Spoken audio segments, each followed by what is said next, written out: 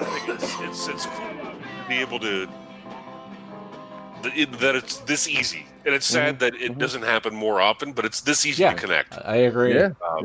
I agree. Yeah. And I think you're spot on that even when a lot of people do get together like this, it's not as momentous. Yeah. Because, well, I follow you on LinkedIn. I know what you're up to. I follow you on Facebook. I see what you post. I read the articles, and I'm like, holy shit, Dan's got it going on.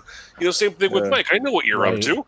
So it's not like we have a whole lot. There's no, I'm not missing any gaps.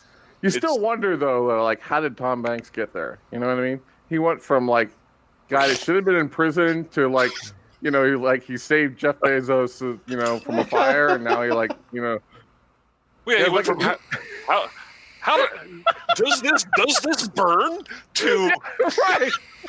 Exactly. And I'm like, what do you do now? He's like, oh, I'm retired. Oh, I retired when I was 29. I'm like, what the fuck? Right? What? Well, I want to go back to where we spun the wheel, we chose lives, and you had the life where you were just going to explore what a hammer does. Like, what the fuck happened? Right? Like Tansky. Tansky's a fucking retired school administrator. Right? Yeah, exactly. That's crazy. Yes, and my fondest memory of Tansky is in his, I think he had a Nova, and we were blasting down Indianola Avenue, like at 60 miles an hour, and he goes, watch this. And he opens the driver's door and just sticks his leg on the ground. It's just foot out. I'm like, holy fuck. And I'm like 17. I'm like, that's stupid. Holy shit. You could rip your foot off. Yeah. Let me try it on this side. Yeah, exactly. Totally. I'm like, this guy is like an authority figure now.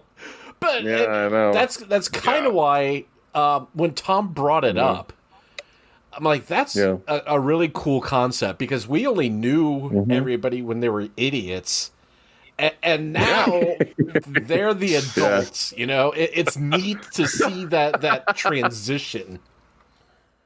Yeah, because not only did we survive, but overall, as far as we can tell, thus far we've thrived. Not only did we live through it, we've kind of become successful in our own rights, at least happy. And everybody went a different route. We didn't just stay like, we'll all succeed if we stick together and just go blah, blah, blah, blah, blah, blah. It's the second we branched out and like, all right, what am I actually good at besides what everybody else tells me to do? Or being the guy that everybody thinks I am. Exactly. Yeah. I think that's... Yeah, so there's still a part of, I mean, my life has been, career-wise, has been weird. Hey, wait, we should, fucking record this and... let's start the show. And... What the hell, you didn't hit record? You fucking idiot, we lost great material! Dude, we're 8 minutes in. I gotta get the script out again. Calm the fuck down. All of that could have been like, dude, there's 30 promos. That's right. All right, hang on. That's what I tell my guys. I'm like, just record everything. That's right. You should fix it in post. Yeah, right, fix it in post. Fix it in post. All right. Next scene. Okay. Hello there, weirdos. Welcome to episode 7 of Bum's Corner Coast to Coast. I am Mike Eshelman.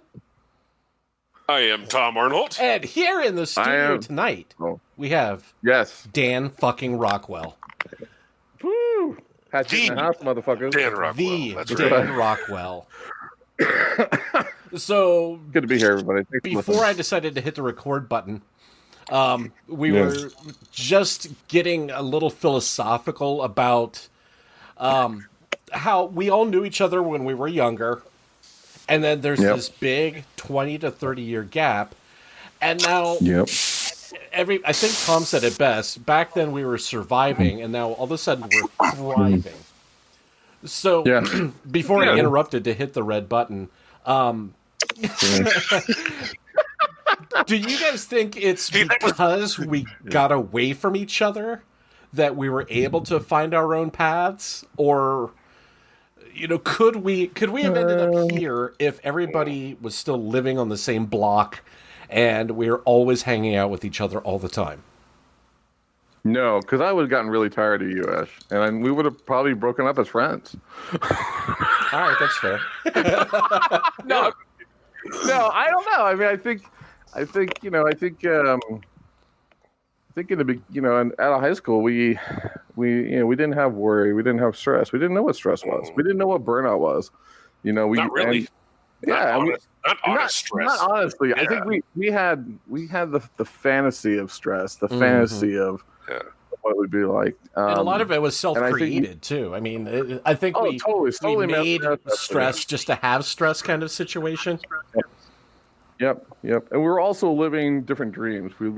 We lived a dream for ourselves. We lived a dream for our alter egos, and we lived a dream for our parents and the ones that are role models that we looked up to.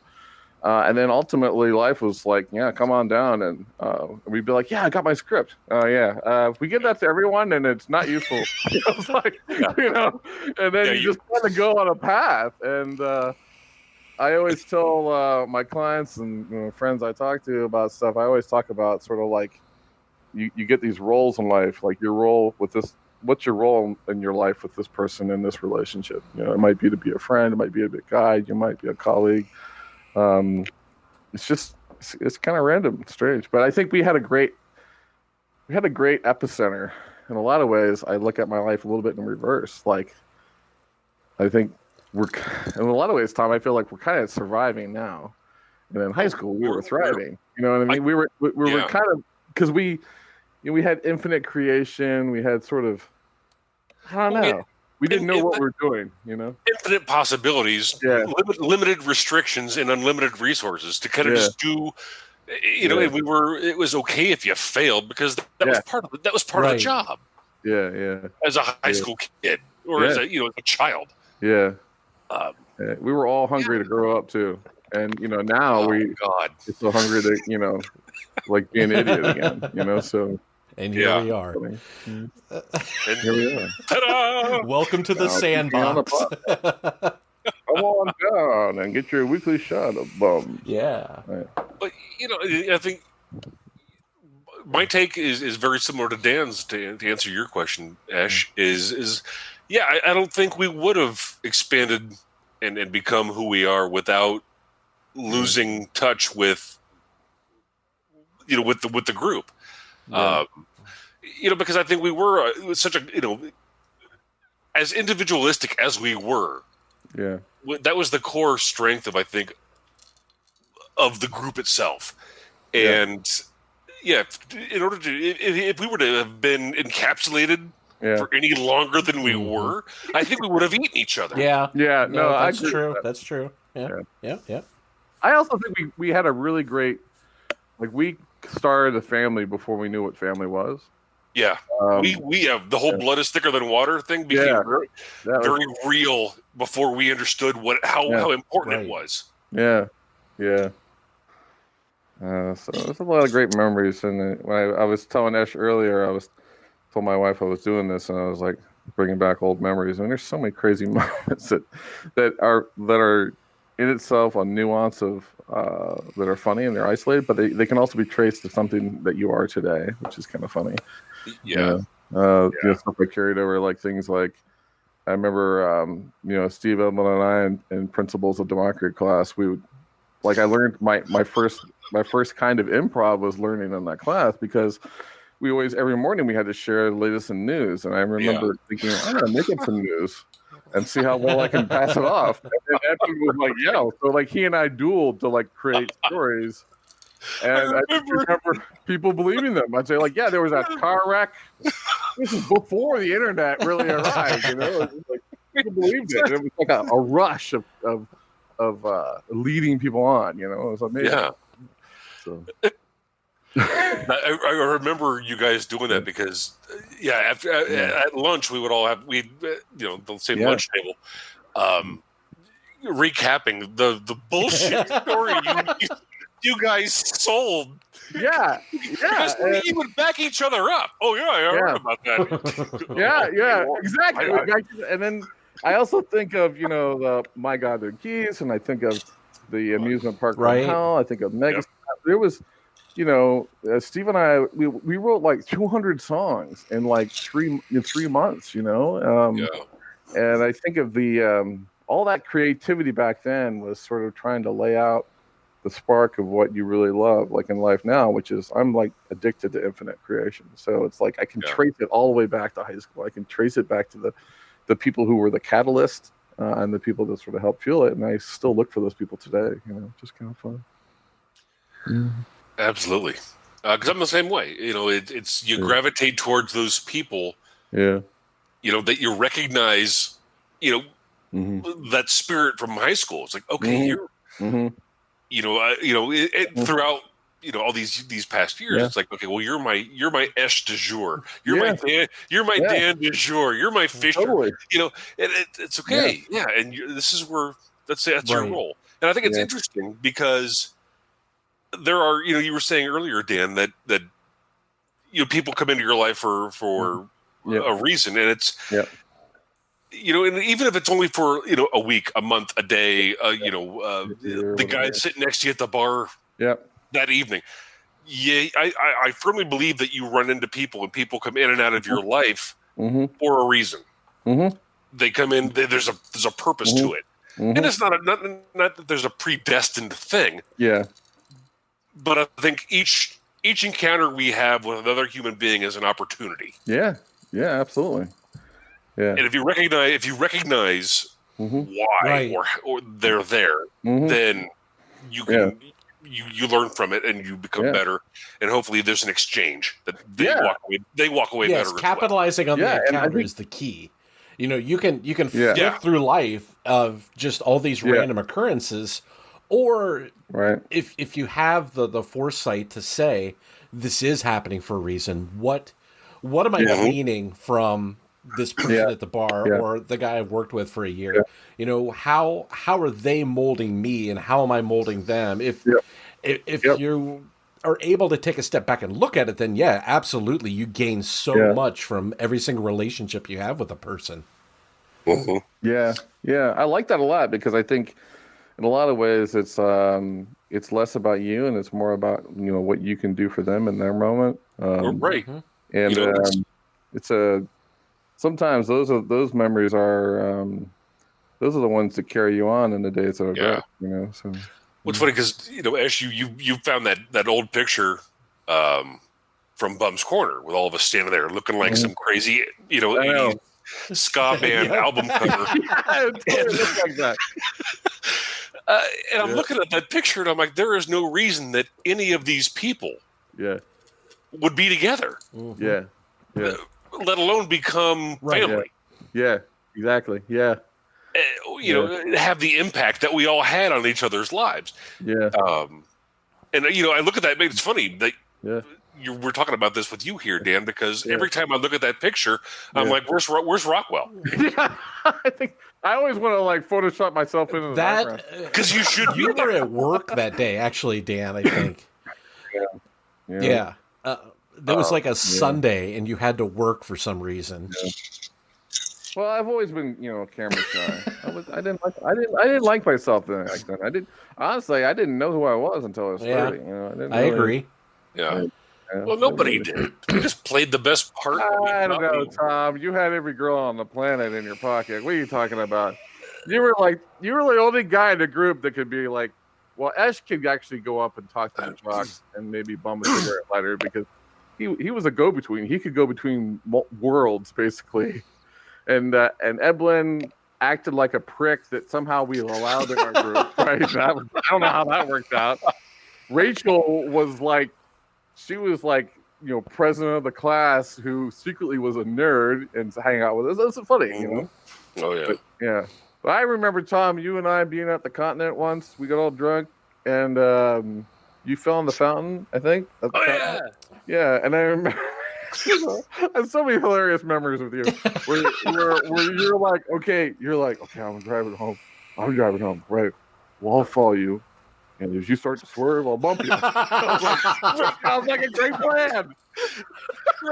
If you start to drive a little reckless, I'll hit you. And that was like a real intent. Like there was That's a great plan. I still have the memory of me pulling up the polos and you coming outside. And I'm like, what's going on? And you're like, yeah, we're all here. I'm like, I don't know. And you were like, Dan, come on, we're just gonna get half drunk. Wait, what? You're like, just half drunk. I'm like, oh, okay. And then I feel like the Levis years are like a completely. It's like our crew had like seasons. Like there was season 1, season 2, season. And there was like a whole season that was like sponsored by Busch Beer, and Levis. God, yes. Yeah. This year's sponsored by Budweiser. This year's sponsored by Busch Light. Busch Light. That's what it was. Oh my God. I thought never seen so much blue before. Well, it was because it was that place on Bethel Road. There was that little carryout by Hoon and Lion that would sell to us underage if we bought in bulk. So, like, one of us would call and say, "How many 12-packs of Busch Light do you have?" And the guy's like, "I don't know, 30." And like, well, can we come pick them up? Yes, and the guy's like, yeah. And so, like, he just assumed, well, if these guys are buying in volume, they must know what they're doing. Yeah. Right. Yeah. Obviously. Yep. Oh, my God. But without thinking, God, they're buying Busch Light. We should probably call somebody. And then just a truckload of 19-year-olds pulled up and started loading this shit in the truck. I just remember being in the house one time. And I was like, I've never seen so much Busch before in my life. There was like 12 cases, and I was like, "What's going on?" And I just remember Levis coming up to me and going, "Rockwell!" Like, he would just scream at me all the time. It was funny. He was like, he was the only guy I know who was like 4'11" and really cool. I was like, the rest of them were dicks or something. Yeah, pretty much. No. Yeah. Well, anybody under 4'11" is an asshole. I found a video that I recorded. I think I put it on Facebook. I'll have to share it to you guys again, where it's one of our classic parties, and it shows everybody doing different things. Like Steve and I think it might have been Tiffany were sitting on the stairs, and then Tom, Ash, and George with Egelhoff were all in the kitchen, and Tom, you and I think Jeff were doing the near and far. Near, and then we're doing far. We're like a Sesame Street thing. Fucking Sesame Street. Ginger and Jeff, they were like the civil couple who would eventually get married. It was a hilarious moment. I take pride and I take credit for getting them together. Wow, that's nice.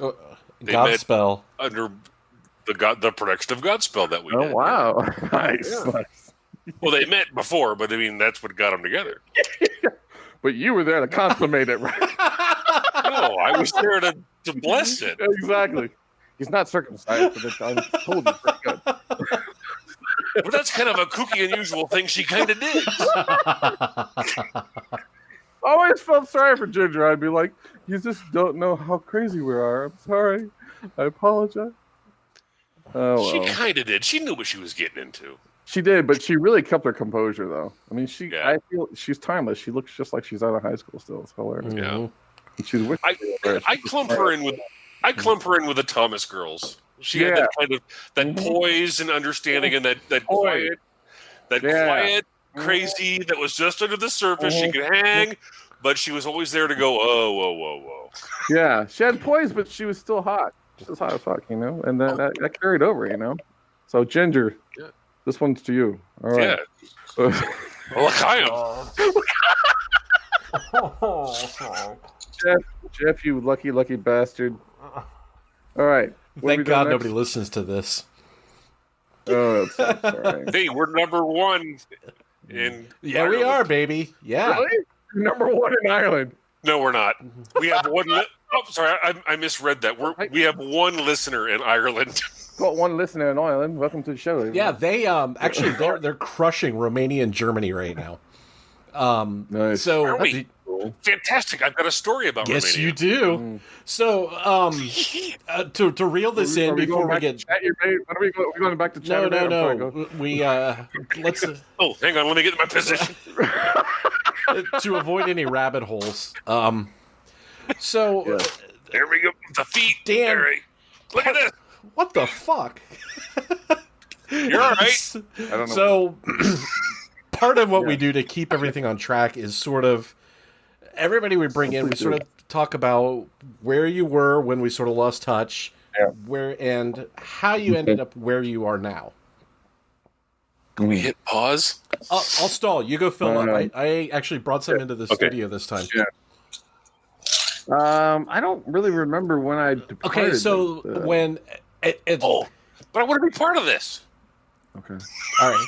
Go, Dan. I'll talk slow. Hang on. So, before the accident, what happened?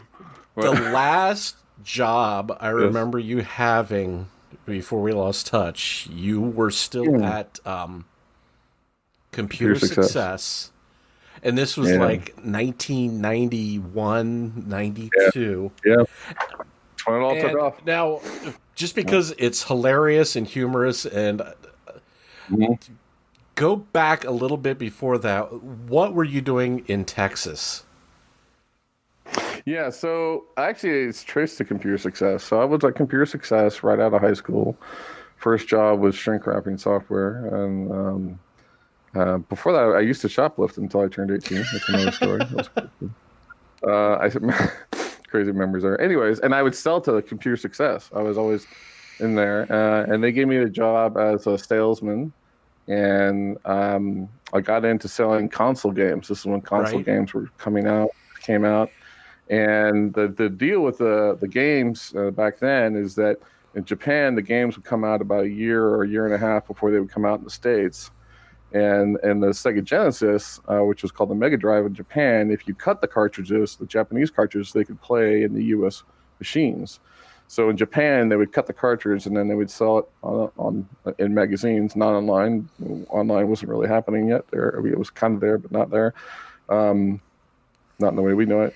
And you could buy the Japanese games and then you could sell them in the States. And so I was into anime then. I got into anime. I forget how I got into it, but I got into the art and anime, and I would watch these shows, and I was everything about Japan I was consumed with.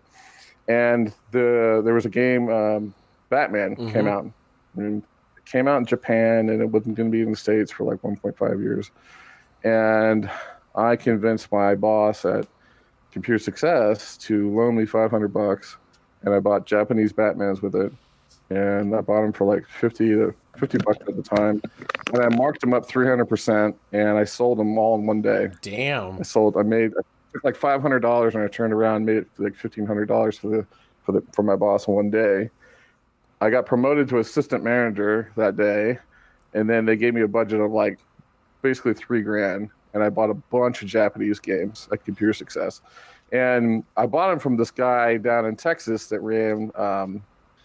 It was like I forget what it's called, Game Source or something like that. And I made the connection early on that every console game in Japan, that's where they really originated at the time. They didn't have U.S. studios really at the time.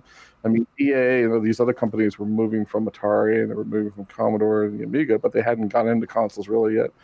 But every game in Japan usually had a movie related to it or an anime series.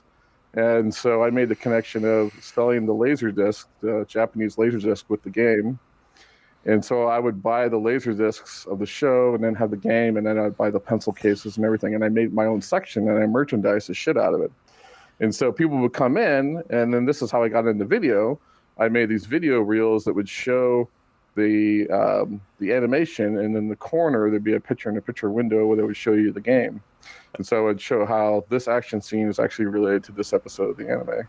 And so I started selling a ton of stuff that way. That's wild. And that got me into video production, which later, kind of changed my life and some other things. But so at that point, this was actually right at the tail end of living with you, Ash, where I remember we went out to the clubs. We went to Newport, or I don't know. We did something. I remember driving everyone home, and I got a DUI. It was my DUI moment, where I got everyone home, and then, damn it, you're a stupid human. You wanted that sandwich. You just had to get that sandwich. And I remember getting pulled over, like after I got everyone home safe, and then there I am with my cold cheeseburger. And I get pulled over. I'm like, fuck. And I get this DUI. I lose my license for 6 months. And of course, I don't tell my folks for like 3 months, which was crazy. And at that time, I worked in a computer store, and I ended up using this thing called an Amiga video toaster. And I learned everything about the video toaster, and I started selling them. And there's a guy that came into the store who's like, hey, I got a company here in Columbus, and we sell the Avid Media Composers, which were huge $300,000 editing systems, but they became a video toaster dealer.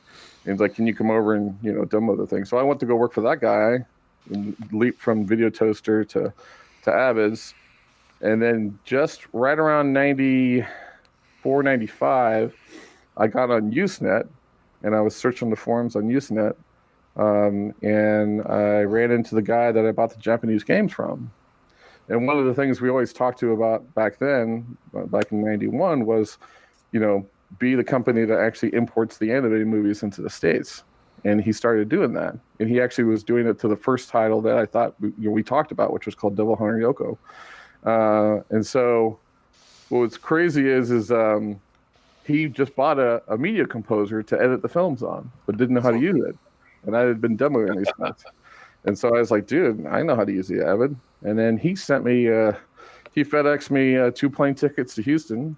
And 5 days later, I was gone. I moved to Texas, and I was working for this guy in the studio and editing Japanese animation in a warehouse, with 3 other people, and we would take anime films and convert them into American films, and that was my first big career jump. Really, it's just kind of wild. Yeah, that's wild. Yeah, it is wild. I mean, I think about it. I think back all those days back then. I took that passion for anime and turned it into. It's also this. I have this weird history of never looking for a job. Like, the career path always comes to me, which is kind of wild. It's kind of weird. No, that's the way to do it. I mean, in life in general, that's not a bad way to kind of live. But the thing is, you've got to have the strength of character and the awareness. True. Yeah, the awareness to go, okay, hey, the wind's blowing me this way. Yeah. I think I want to go this way, but I'm getting resistance. Things are okay. Well, I'm just gonna this is where this goes, and it sounds very sort of hippy dippy, but it works. That I'm living proof too. Yeah, I mean, I worked in Texas for about 5 years and grew that place from 3 people to about 38. And at the time, I just had done it. I edited, probably 65 trailers. I was really big in editing trailers and worked on bunches of films. Things like Neon Genesis Evangelion is probably my biggest claim to fame, which is now on Netflix. So, like, when you watch that, like, I worked on that show. It's cool. I worked on the U.S. version of it. But then, and then I thought I wanted to go to Hollywood to be an editor. I knew if I went to Hollywood, I would serve people coffee for the first 3 years until I could get a real job. So, but I didn't think I really knew how to edit film. So I did a film school. I did 6 months of film school in Portland, Oregon. And so I went to Portland, Oregon. That was a weird time where I just didn't know a soul. I felt like I was totally disconnected from like my path of like who I knew. And I did this film school, and I remember the teacher going like, "Why are you here, Dan?" And I was like, "Oh, I want to learn how to edit." And they're like, "You should be teaching this class." I was like, "Oh, okay." Sorry about that. I didn't know. I didn't know. It's like, so I got to work on a B movie. The movie was called Glissando. It was a weird movie about truckers in the South and incest. It was an interesting video. Yeah, it was a movie for everyone around. But it was cool, and just working with live action footage, and I really love editing for sort of pace and stuff. And then 2001 hit, and that's when the first crash in our economy kind of hit, and everyone I knew in film basically was like working at Denny's. So I came back to Columbus, ended up doing odd jobs. I got a job at Starbucks for healthcare benefits, and I ended up working for my brother. I just knew tech. I got into tech, and then next thing I know, I'm working at my brother's company, Lexington. I worked for him for about 11 years, which was crazy. That's where I got into startups and tech companies. And in 2012, Ohio State rebuilt their commercialization office, which is all about taking intellectual property out of the university and taking it to market and forming new companies. And I had this company called Big Kitty Labs that I created. That's a whole nother story, but I created this little company doing rapid prototyping because I got addicted to it. Kind of feeds my addiction to sort of creating things.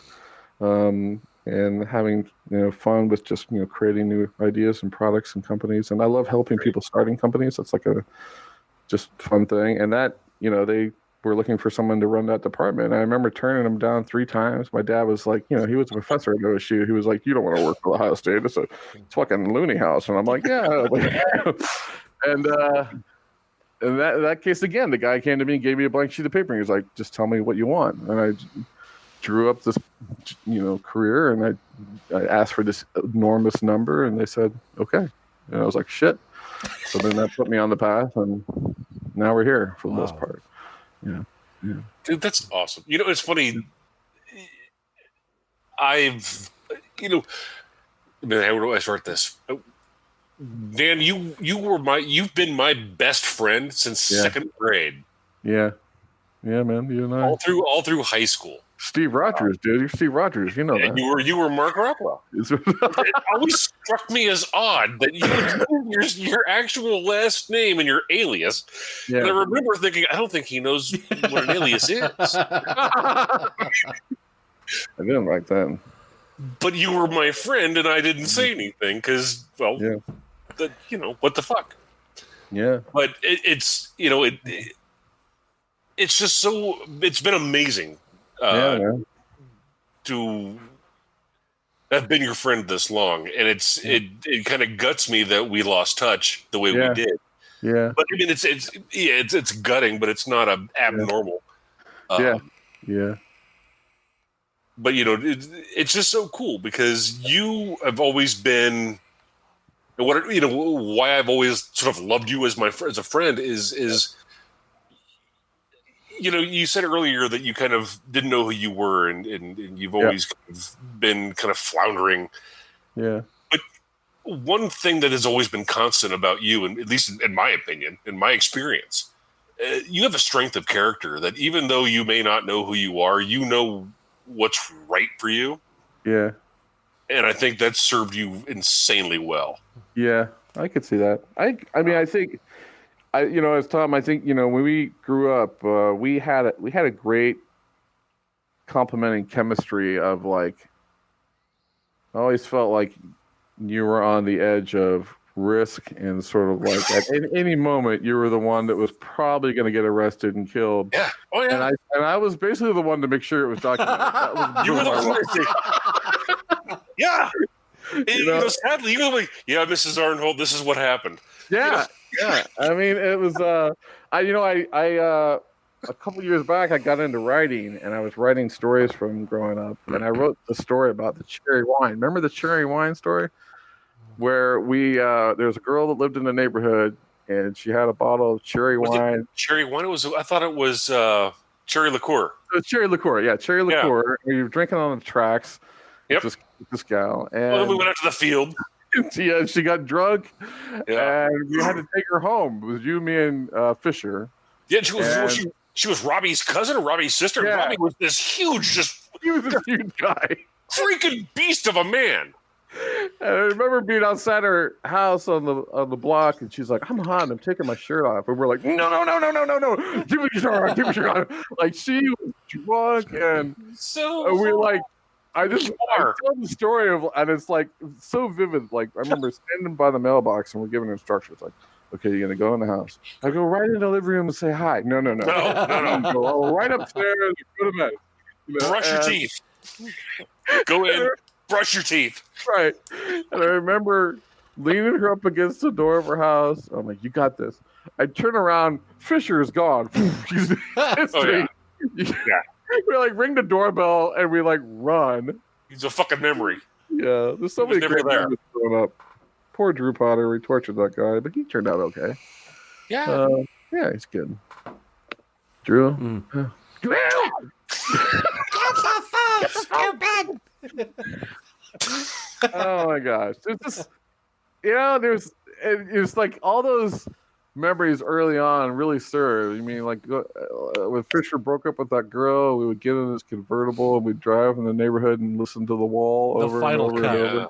Oh yeah. Yeah, the final cut. That was yep. Oh, that's right. I remember the 2 parties I had at my house, which are like legendary. I feel like in my head now where, I remember going into a room and there's some girl sitting on the floor breaking cigarettes in half, and I think Tom, you're like going, no, like what the fuck is wrong with you? Right. I remember leaving the house and going down to the pool and having this deep physiological talk, and by the time we get to the pool, I'm like, wait, who's in my house? Oh God, we're not there.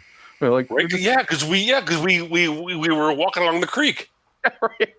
Like we did like thousands of times. Yeah. Those are good memories, man. Those are all. Yeah, man. It's funny. It's. Yeah, I know that like as we grew up, we got distance between us, but at the same time, I felt like in a lot of ways, the memories of our childhood are sort of what power our futures in some ways. You know what I mean? At least the connections have. I mean, we've always had a really good. And I don't think that it's all in us too. I think, a lot of what we are is because of what our parents did. So our parents were good people too, and our siblings, and we learned, and we also kind of learned what was important. And it wasn't really about the things or the drinks or the insanity. It was about the memories. So we were focused on different memories, Mm-hmm. Yeah. I think a lot of it, we get caught up, it's funny because I'll tell stories to Sarah and Dylan. And my son's like, my God, Dad, your life sounds like an 80s movie. It is. I'm like, yeah. It's great material, that's for sure. It really kind of was. 80s movies sound like my life. 80s movies wish they were my life. The movie of our lives could not be made. Yeah, in a lot of ways, it's more original material than half the shit you see, today. Really, authentic in a lot of ways. It's like half Train Spotting, half Planes, Trains, Automobiles. Yeah, it is. It's funny, and I think of shows like the show that I would compare it a lot to is Skins. You ever see Skins? It was on the BBC network. Mm-hmm. It's a great show about a bunch of teens growing up. It's pretty much makes me think a lot about us because it's about a motley crew of friends that relationships. And of course, it's more focused on this person now sleeps with this person. We didn't really have that. We were like, I don't know. We were just clueless and stupid, and in a lot of ways, we had a lot of guardian angels that didn't allow us to get really hurt along the way. No kidding. Right? Yeah, I think Ash and I talked about that. Yeah, consistently throughout this podcast. There honestly, there's no logical reason for a lot of us to be enjoying the lives that we have. Absolutely. Yeah. I think like the universe just kind of like smiled on our little quadrant of people and made sure the string that sort of connects us all is like this is good. And we didn't. I feel like I didn't pick up a lot of things my folks had. My folks were really deeply religious. I'm not that deeply religious, but they always instilled sort of this notion of being thankful and pay it forward, and I sort of carry that as much as I can. But yeah, man, it's awesome to be on your podcast. It's an honor to have you because I know that you've been on some actual like incredible shows. You've been on fucking NPR. Yeah, I expected like a writer sheet to show up when I reached out to you. Oh yeah, right. Right. No green M&Ms. I don't know. I it's funny. I did podcasting in 2006. I did a design podcast back then, and then I got on NPR a couple times with the stuff I did at Ohio State, and get on there with Ann Fisher, and we would talk with Tech Tuesdays, and she'd always call me to find out like what's the latest, and after a while I'm like, I'm just an average person, like I don't have anything new. What's going on with genes and hologram sex? I'm like, I don't know, but I'll think of something. The tech world doesn't feed it through me. Right. Exactly. I have just as much access as you do. But after a while, but you don't. But you have more access because you're engaged, and that's the thing. And that's what makes it. That is what makes the difference. Is passion fuels engagement. It does. It does. Yeah, having a thought and an opinion, like in the tech world, there's so many people that cling really like. People will reach out to me all the time in the tech world and be like, "What you think about X?" And it's because I have an opinion is what gives me the momentum. It's not necessarily because I know the answer. It's because I'll be the one that can talk on the subject even if I don't know the answer, and it allows people then to bring it up and sort of live in that. You know what I mean? Yeah. Well, you have not just an opinion. You have an informed, logic based, reality based opinion, and the ability to articulate it. Yeah. That's true. That's definitely a big part of it. And that's huge. Really, just the ability to articulate one's thoughts. Yeah, is huge. I don't know where I got the ability to articulate one's thoughts on a very technical, in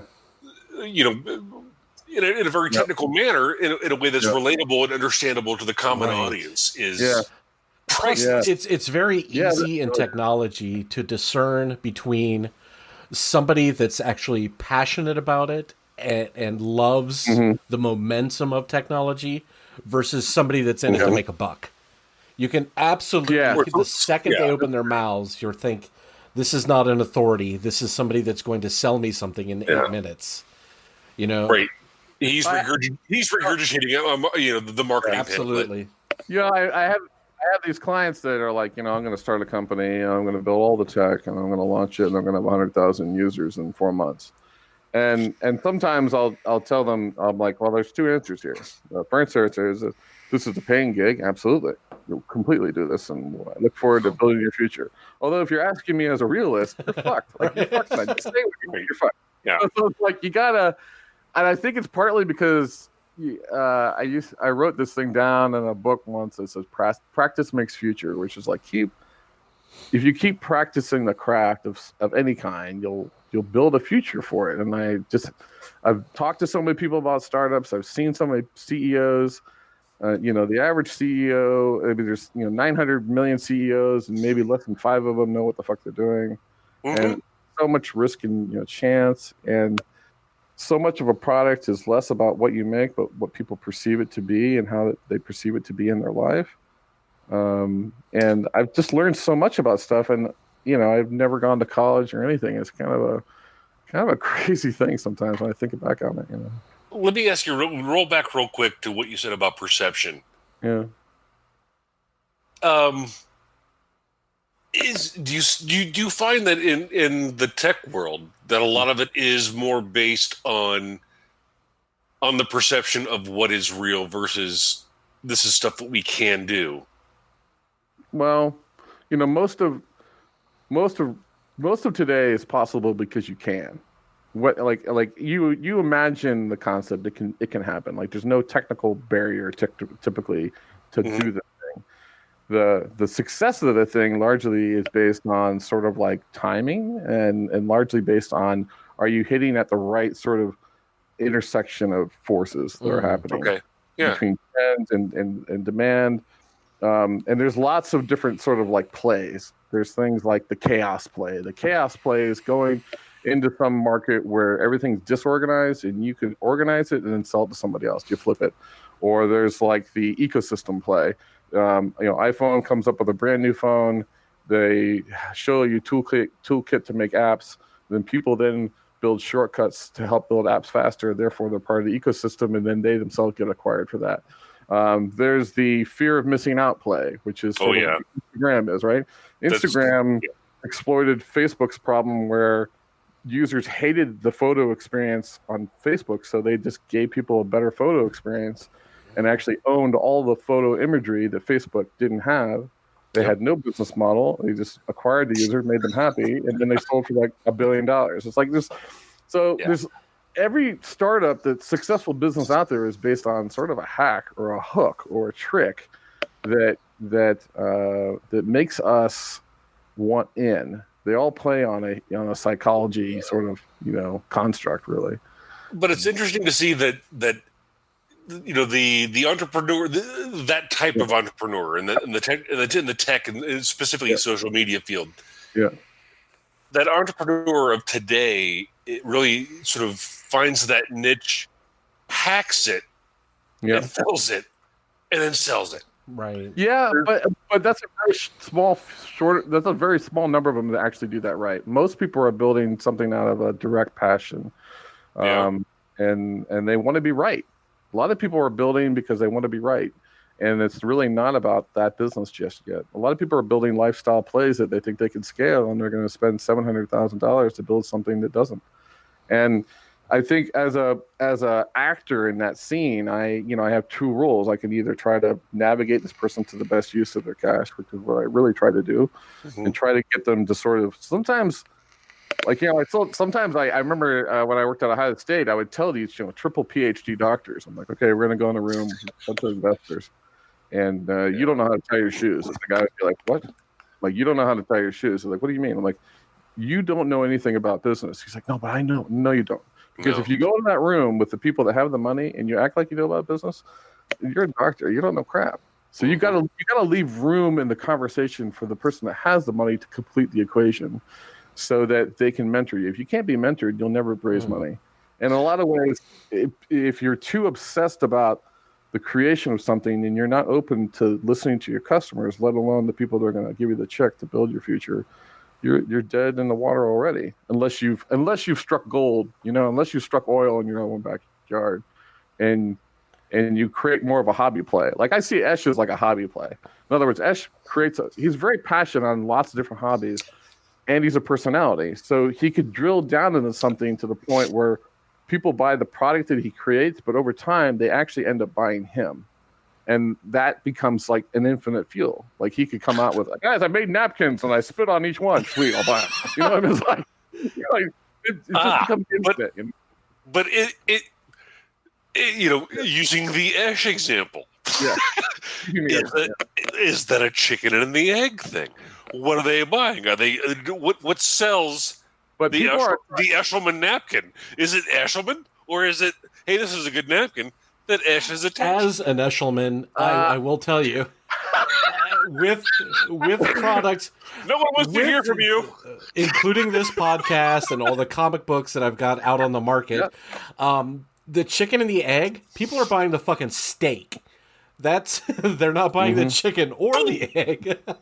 But yeah, no, Dan, I see what you're saying, though. Yes, that if you're passionate enough about a project, you can make other people passionate about consuming it. Yes.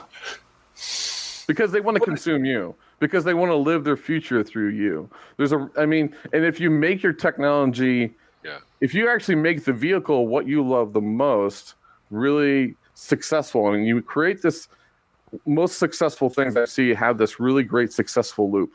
And they're really tight loops. You get in, you see what you want, and then you can consume it. If you can build a consumable loop, gaming is a great place to study great business models because they do so much things in games nowadays. But if you can build a successful loop in something, or if you think about the loop first before you think about the product, you can actually engineer these things that are, that are just amazing. And there's things like, we look at things like TikTok and Twitter and all these things. These things were hacks. Twitter was a hack. Twitter, that was Odeo. It was a podcasting company before it became Twitter. They made up Twitter like Slack. Slack came from what was it? It was an imaging program that they had that was shared photos, Flickr. And then it was, and they like, we need a better way to organize internally. And someone's like, we can maybe chat in a room. That's not innovative at all, but let's try it, and then boom. So it's like, it's so funny. And then what's even funnier is that people get intimidated. The early entrepreneurs don't get into a market because they feel like there's too much competition there. In reality, it's a playground for you to actually disrupt and find ways. Because if there's an audience of 15 million people sitting on this thing that sucks, it's a great place to innovate. But, innovation forces people to sort of like try to go find a brand new ground. Like, no one's done a scratch and sniff social network for cats. Well, there's a reason why. No one does that. But I'll do it first. I'll patent it. Like, do it. Yeah. money. Fall to the sky, waiting to happen. It's a fun space. It's a fun space to play in, and I didn't. I never. I think the weirdest thing is I never thought about it or intended to be here when I was in high school. I had no idea. Shit, dude. I mean, what 18-year-old knows what they want to do? I mean, you're an idiot at that age. So yeah. But I think what's awesome is that Dan has basically cashed in on the whole. Hey, wouldn't it be cool if we could do this? It's true. I mean, he's living the 18-year-old us dream. That's true. Why isn't there someone that can do this? Well, all right. Well, let's find them. Right. Or let's get that funded. Let's if not, all right. Well, why not? Exactly. Why isn't there that? Let's create it or find a guy who can. Yeah.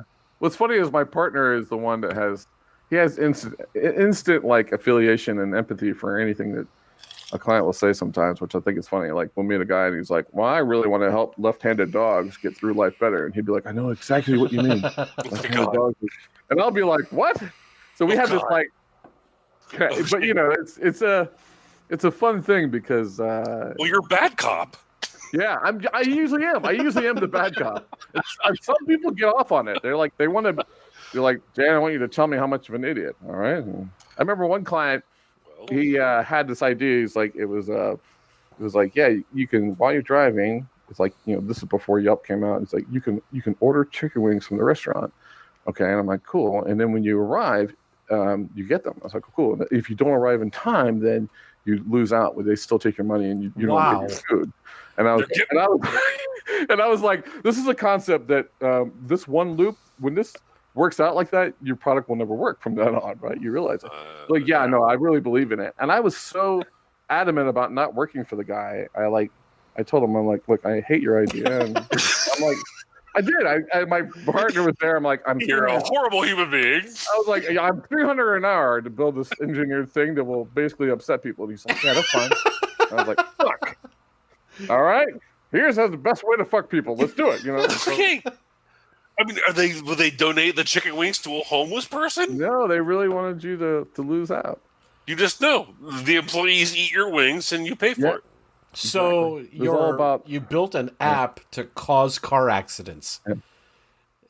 Yeah. Well, no, I mean, again, look, I mean, in my line of work, I have two roles. I'm either a founder or I'm a mercenary. Like, someone asks me to build a sniper rifle and take out a target 2 or 3 miles away. I mean, that's my mission. I'll build that.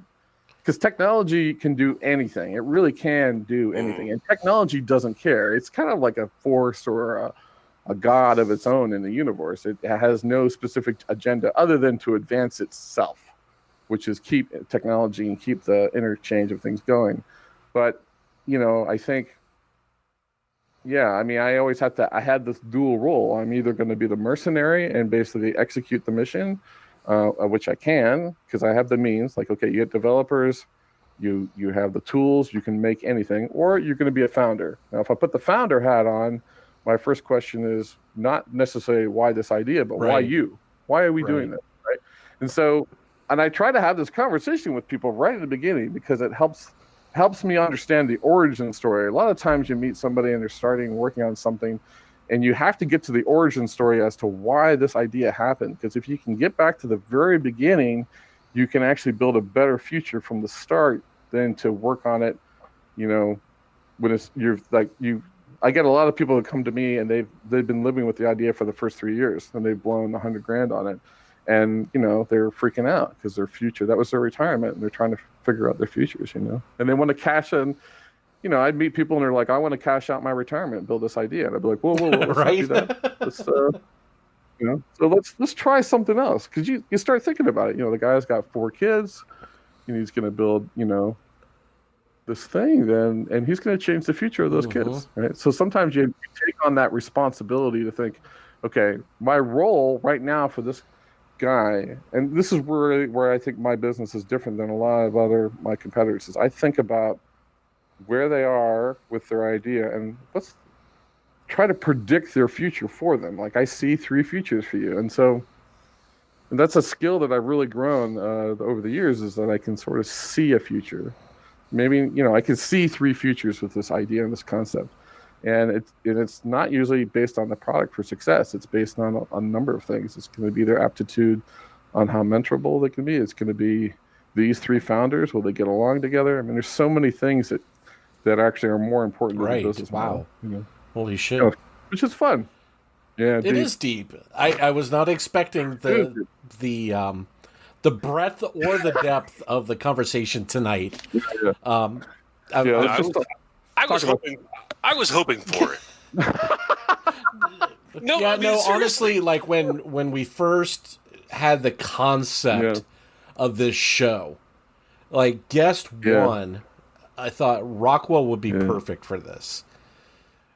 Yep. Yeah. It's a natural medium for me. Because, you may very well be the same person that you were 30 years ago, but you don't. You present a completely different persona than you did back then. Well, that's good news. I felt super awkward in high school, man. We all were. Dude. We all were, but I think that we also had. There was versions of ourselves that knew things. I feel like I didn't really know what I wanted to do until I was 30. I didn't know anything about, like, it was like even like finding my wife and learning about relationships. I didn't learn any of that in high school. I feel like I knew everything about how to modify a Japanese game cartridge so it would work in the States. Right. And the guy next to me is going like, I've learned everything about cunnilingus. What? I know. I'm trying to get this game to work. Like, I didn't learn anything about like society and relationships. I learned all these other things. And then, of course, growing up with my folks, my dad immersed me in research so much that I learned everything about like how to talk to people and patience and like sort of social engineering skills, really. And now those are the skills I use today. I use so much of what my dad taught me, growing up, about just observing and listening. It's just weird. It's like, and then I had to apply those skills to like relationships, and then that doesn't work with women. You can't really study them very well. So, no, dude, but if you tried to, it would be a nonstop endeavor. Yes. And you'd never be right. You'd never be right. That's enough in itself. Hey, real quick, just real quick, touching on your dad again. Yeah. Dude, your dad was fucking awesome. Yeah. Obviously, he was there often. When I would show up, and Dan come out and play. I had very limited interaction with your dad because he was, a dad in the 80s. It was like kids were to go do their thing and leave me alone. Yeah. But every interaction I had with your dad was memorable, cool, and I always left with something. Yeah, thank you. Yeah, he was the role model for me for the most part, and I didn't really, when he passed away, I remember telling people that I feel like I had to take a book back to the library that I didn't read a lot of chapters in. You know what I mean? Like I had this, you know what I mean? Like I had this book and I didn't care to read, 7 chapters, and I had to take it back.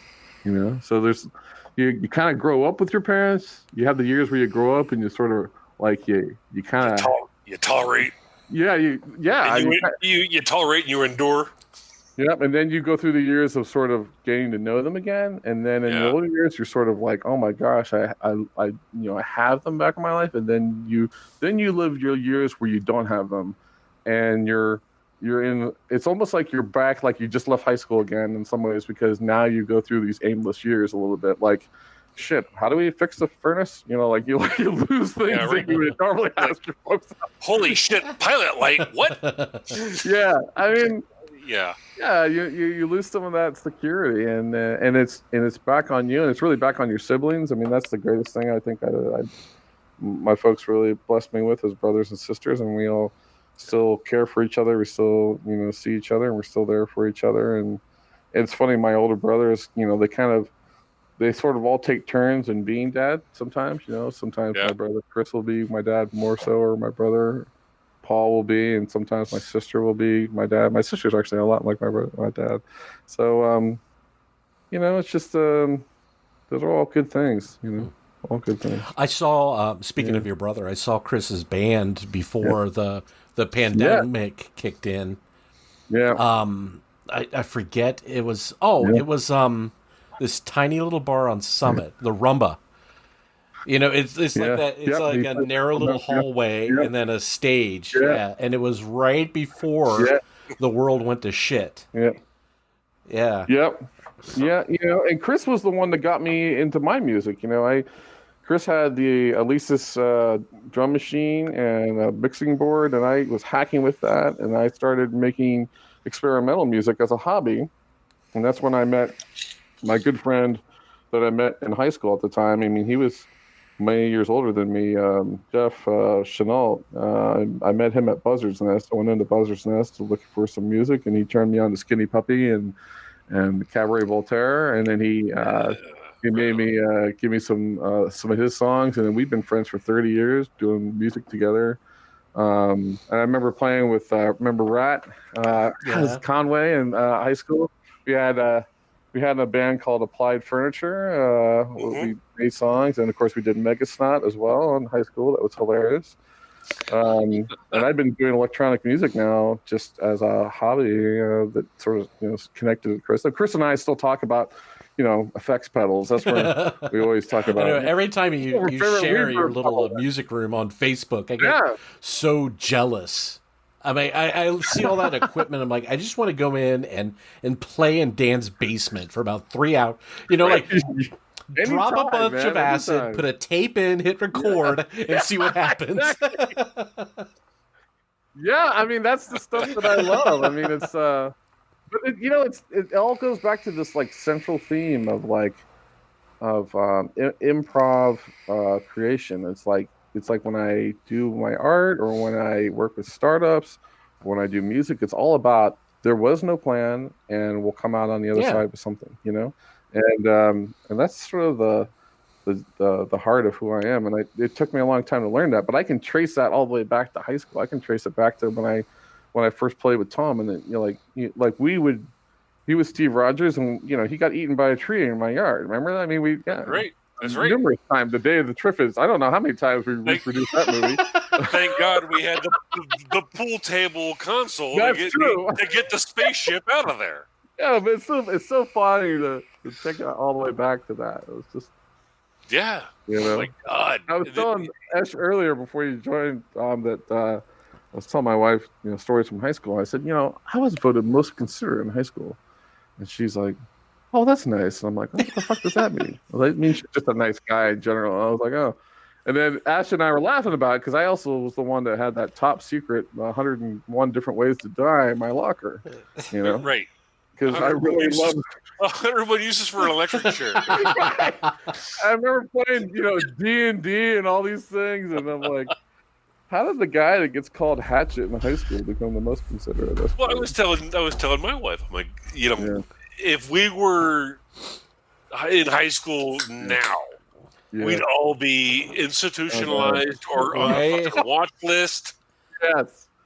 Yes. We'd all be medicated, and God, yeah, we'd all be on something, and in lieu of just letting us figure out life, let's contain and medicate. It makes me think of the times when we talked to Fisher, and I'd always sort of be in awe of him because I'm like, dude, this guy's from Centennial. He went to public school. He went to public school, man. Like I feel like I always had this weird envy. Like I remember growing up in the neighborhood, and I remember one time being like, man, all my cool friends are divorced. I remember telling my folks, why can't you get divorced? Because they have cool lives, so I can fit in. Yeah, that's like stupid shit you think about. I can fit in better. Oh my God. Oh Jesus. So, all right. Well, yeah. Here's the thing. Are you familiar with the format of the show? Have you listened? Did you do your homework? No, I did not do the homework. But so here's the thing. No, I applaud your lack of foresight. I listened to a couple episodes. You goddamn anarchist. All right, so okay, before we get to that, some housekeeping that Peggy pointed out to us. All right, so nice. The dozens of people listening, if you're listening on dozens, way to up yourself there. For the 4 people listening in motherfucker, Germany, it's dozens now. It's dozens. Yes, is it plural? I thought it was 10. I thought it was 10 with an S. So all right, so to circle back, if you're listening on iTunes podcasts, please rate us. Yeah, because apparently they're however they rate shows is based on it's rigged. So if you rate us, we get up higher in the and nobody's doing that. So again, yeah, great, because I want to be king of the apple fascist fucking. Yes, we do. Right. Because we are worthless monsters that are just taking up space. All right, so at this point, 5 stars, you cunts.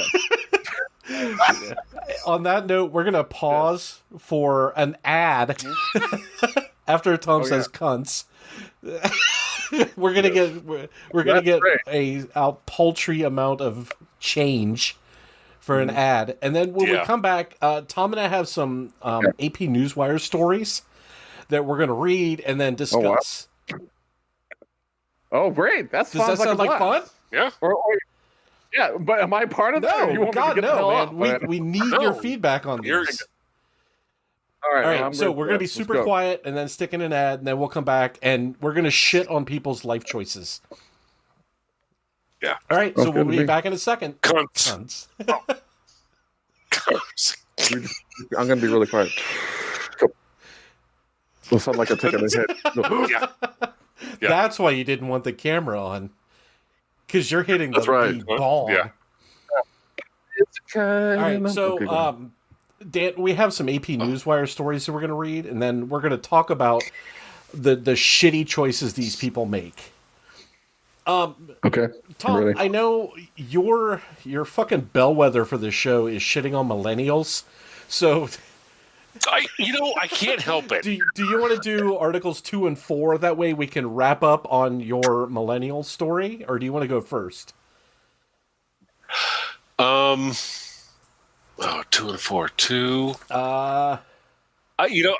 The reason I picked 4 was because I knew we were having Dan on, and I know that he kind of lives in the world of metrics and analytics and insight on all things trending. So I wanted to hold that one to last. All right. Well, in that case, I'll start, and then we'll just flip-flop from there. Go 1, 3, 2, 4. Yeah. 2, 4. Here we go. We have to be serious now. Hang on, cunts. That helps. God. That was great. 4th of July revelers don't realize their house is on fire until passerby calls 911. Over 100 partygoers at a 4th of July bash in Englewood, New Jersey were having so much fun, they didn't realize the house they were at was on fire until a passerby called 911. The Good Samaritan tells the Essex Daily Voice that she happened to be walking my grandson when she saw the left side of the house on fire. There were a lot of drunk people, like 150, a witness told the newspaper. Nobody noticed. While the official cause of the blaze is yet to be determined, authorities say spent firework casings were found on the outside of the house where the 2-alarm fire broke out before spreading to the 2nd floor. No serious injuries were reported, but one 20-year-old at the scene was charged with aggravated assault on a police officer, making terroristic threats during a state of emergency, rioting, and resisting. He was released pending a court hearing. Yeah. Okay. Now, all right. Well, I have some observations. Let's hear him. Go for it. Go for it, Dan. Well, one, I think let's just talk about the state of drunkenness today. Today.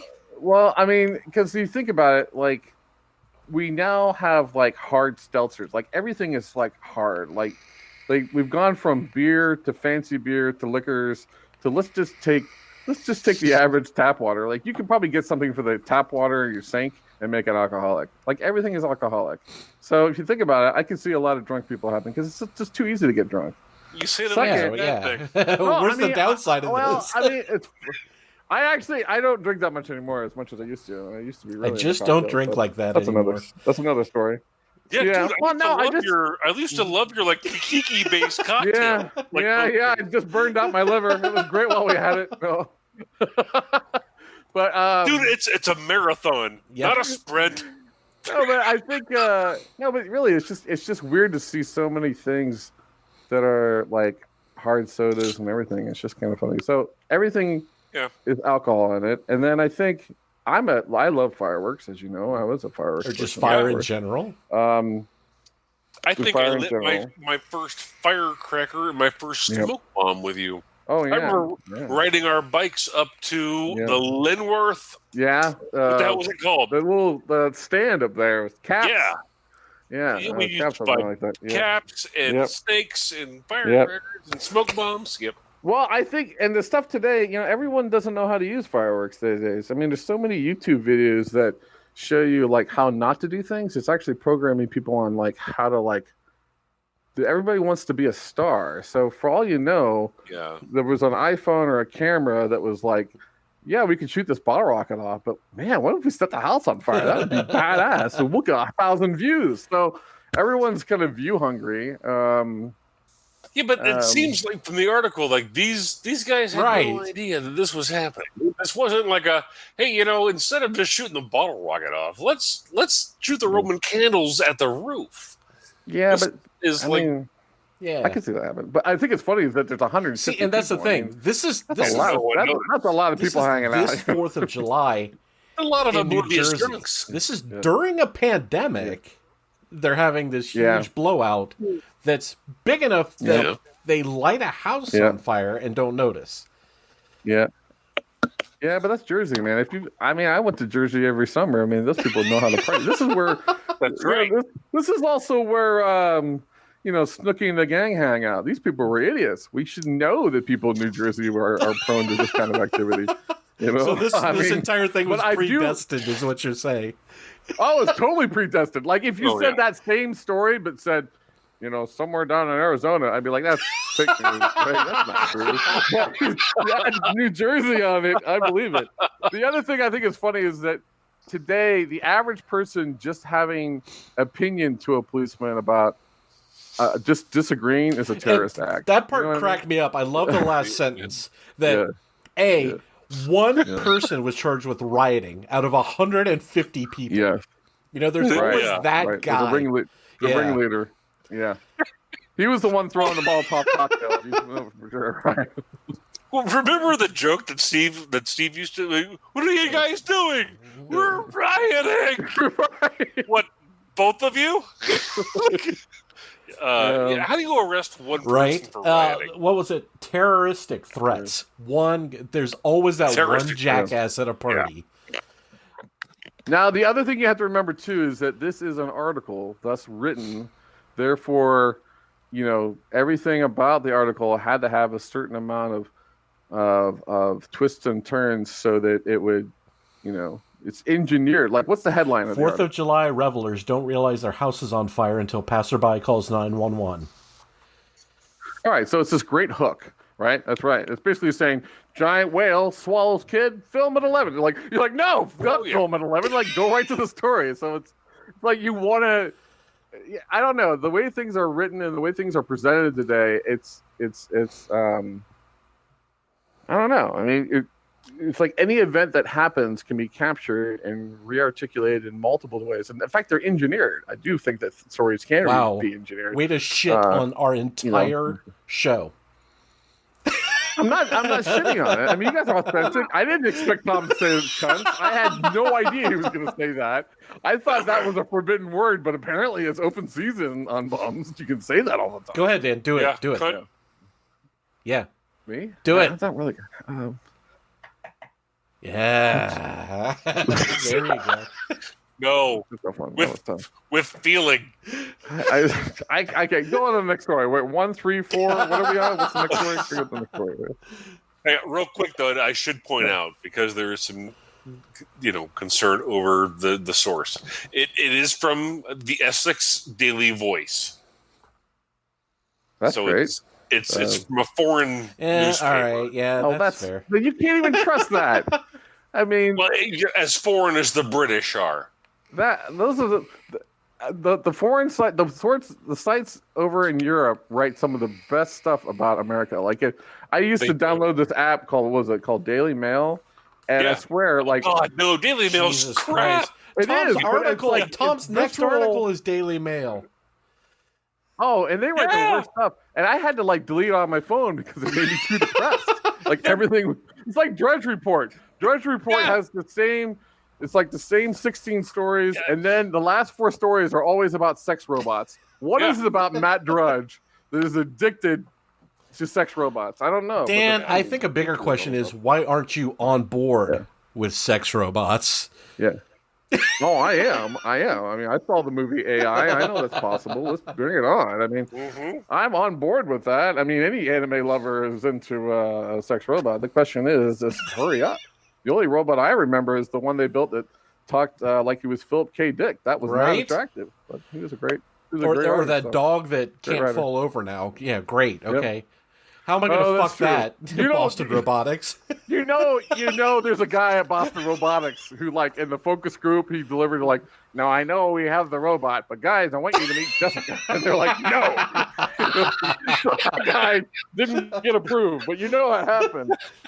There's a focus group out there somewhere, some tape. Anyways, it's just around the corner. I tell you, sex robots are going to take we heard it here first.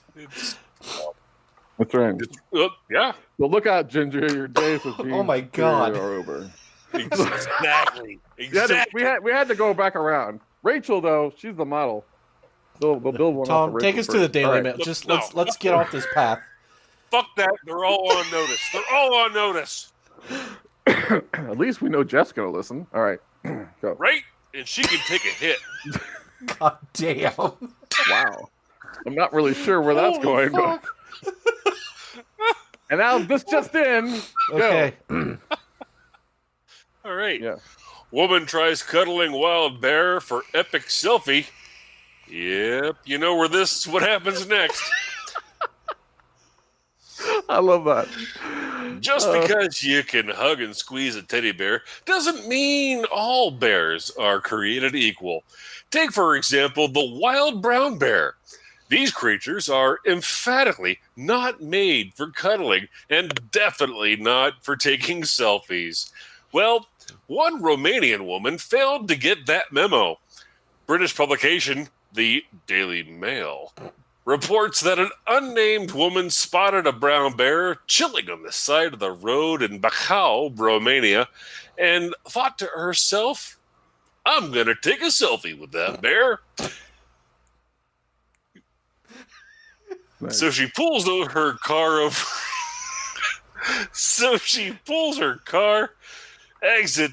Exits safely of her vehicle and proceeds to march toward the fuzzy wild animal that's equipped with dangerous claws and fangs.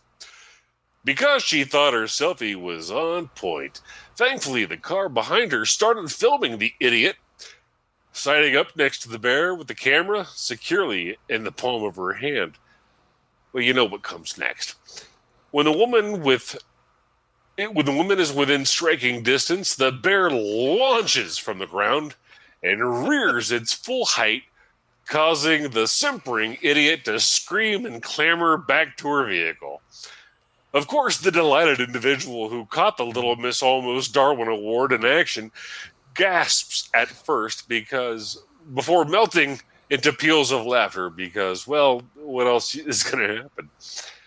Good news for the woman, though. The bear didn't seem too keen on having an Instagram influencer for lunch, so it settled back down on the side of the road and watched its almost meal drive away. No one was harmed, but chances are that a sign could be going up soon to tell drivers to not stop and take a selfies with the wildlife. So I actually saw this video. Did you? This video was actually on Reddit. It was on Win Stupid Prizes over and over again. Yeah, I love that channel. That's a great place to find material. Anyways, yeah, I think, well, again, it's back to we have a fucked up YouTube culture in this world where it's like, I would tell my wife, like, I love fail videos because they show you everything you should never do in life. You know what I mean? Yeah. Like, why would I want to jump off the roof of my house with another person and pile drive them into the ground and not realize that I broke my neck? Like, that just seems logical to me. We didn't think about that growing up. Like, what is it about in our generation if someone was on a roof, we were thought, that looks dangerous. Like, we knew physics. Like, we knew what things would happen. Because we were all up there at one point in time with a blanket thinking it'll be a parachute. Yeah, but I don't know. There's something about we all knew somebody who and did there that. was nobody there to film it. Is the difference? Yeah, that's what it is. Yeah, I mean, YouTube has created a generation, and it's endless, of people that will basically hack off their hand for views. Mm-hmm. Or I mean, to me, it's no different than the guy or gal that does a selfie on the cliffside and falls to their death. Right? It's the same person. It's the same. What's the thing that drives people to want to take this really cool photograph and then, fall to death? I mean, she's lucky to be alive, yet at the same time. What's also funny is the person doing the act is one thing. They're being the idiot because they're looking for the moment. And the person filming it isn't thinking about getting out of the car and saying, get out of the way, right? Instead, it's like, well, let's get the camera. This could be some great views. Right? So we're all actors. We're not issuing a warning of like, hey, this is a bad idea, lady. Why don't you get away from that bear? Here we go. It's hey, smile real big, right? Get in close. That's terrifying. Like when you see a news article about somebody, like live action of somebody falling down or having a heart attack, you don't see somebody rush in at first. You see 9 people filming them, and then the person from the background coming in to help them. It's like the footage is more important than the person's life. Well, I mean, this goes right back to, a lot of ways it's Floyd, right? 8 minutes, kneel on the ground, 2 guys telling the cop that he's a trash, but they could have. I know they're cops, but they could have somehow maybe intervened somehow, right? Instead, we had to film the moment, knowing full well that we can see that moment turning into a future that's going to suck, and that's just, I don't know, and I think in a lot of ways we have probably a genetic predisposition now in our genes now, where we're calibrated to sort of film things and show things and not necessarily be the actors of change. Why is it we have a society and we have a media conglomerate and our own tools where we celebrate that. We celebrate if the video was actually intervened, there would not be a story. Right. Or maybe the story wouldn't be as good. You know what I mean? It would not have any longevity to it. It wouldn't have longevity to it, right? Yeah. Exactly. If the person got intervened, that's only maybe 50 likes. But man, if they could get them mauled, shit, we would have 10,000. Right. Is that what we were on to? It's kind of weird, but. It's the same reason why Tom said cunt on here, because that'll get him 10 more thousand likes. It's maybe 10? Or downvotes, depending on how you work on it. Maybe.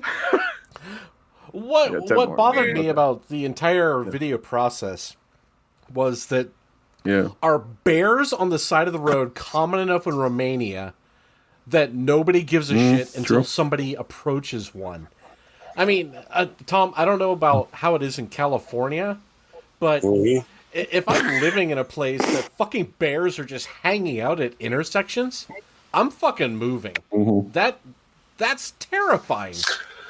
Well, not only that, but they're chilling. I mean, the video before she walks up, the dude's just hanging out there like, hey, man, you got some salmon?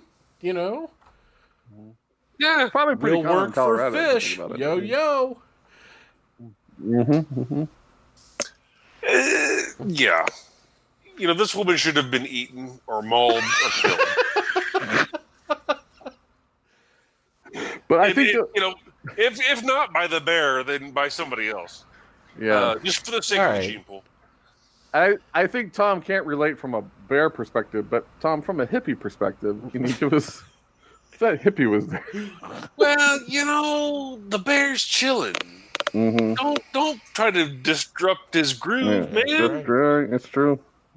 What's this bitch doing? Waiting for his next picnic basket. She needs to keep driving on because Ranger's coming with a picnic basket. Mm-hmm. Don't roll up on a bear without a picnic basket. You're just taking your life into your own hands. You're asking for trouble, man. But that's probably a trail, though, right? If there's a car behind you, I mean, it's probably like, come on down to now that intersection is like famous. It's probably a tour guide. It's going to be like, yeah, that's Chill Bear Point. Chill Bear Point. Oh my God! Fuck! I love it. Almost had one influencer death here. Right. It doesn't even show a gravestone. It just shows the potential number of people that could have died. Right? Yeah.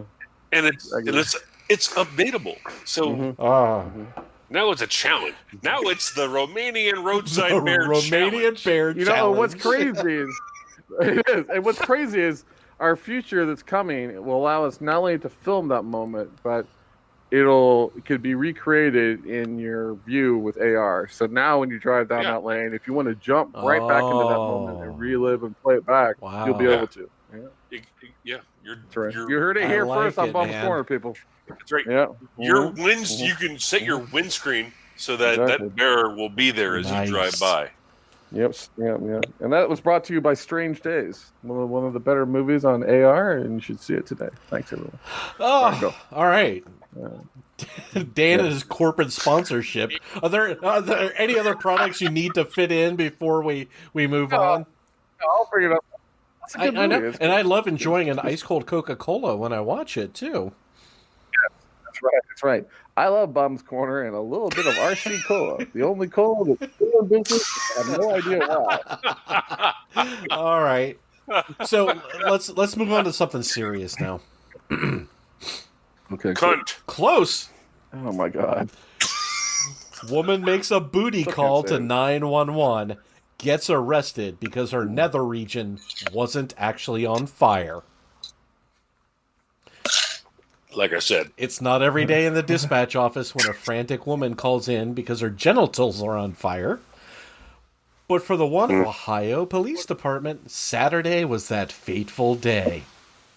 Port Clinton News-Herald says that Miss Katrina Morgan, 50, frantically dialed 911 around 10 p.m. and began regaling the dispatcher with the tale that her pussy was on fire. A direct quote. She then began making lascivious comments, asking the dispatcher if his hose was working, before yowling, "I need someone to come put it out with their hose." As per law, first responders had to arrive at the scene and discovered that there was, obviously, no fire between the woman's legs, and broke out the handcuffs, but not for foreplay. Morgan was arrested for disrupting public service and making false reports. Morgan became quite agitated as she was being hauled off to the cruiser and began screeching like a banshee as she refused to comply with any demands. Finally, when one officer whipped out the stun gun, she quieted down and started cooperating. So what prompted this woman's debaucherous booty call to first responders? She apparently was drinking heavily with some friends who claimed they never saw her on the phone, but did admit she was pretty tanked. Still doesn't explain the fire, but all right. Just saying, it doesn't explain the fire. Oh, shit. Okay. No, I do think there are some lubes out there that are pretty hot. Just like wanted to say cinnamon based. There are some. That is true. Yeah, I mean, you can get like the cinnamon fire lube, and if you've got a sensitive animal, that stuff burns. That stuff burns. See, I was kind of taking the different approach. Based on what's the line? She apparently was drinking heavily with some friends. I think those fuckers dared her, and then when she actually did it, they threw her under the bus. to call 911 and say her pussy was on fire. Oh, okay. All right. Better than what I thought you were going to say. What, you dare her to light her pussy on fire? I mean, we were just got off of YouTube. People were doing stupid things. Well, the guys light each other's farts on fire. Why not? Right, exactly. Yeah, it's a tough one. I don't know. It's just where was that? What city was that? That Ohio? Oh, yeah. I pulled this from Tom's voluminous Ohio file. I definitely think that again, this is kind of a East Coast thing. Like again, if you said New Jersey, I'd be like, of course, right? I would agree. Happening. Ohio, well, we have a lot of white trash here, so it's probably a white trash. Yeah, we're the Florida of the and North. I did I dug up her arrest photo and posted it on our Facebook page. Oh my God! What?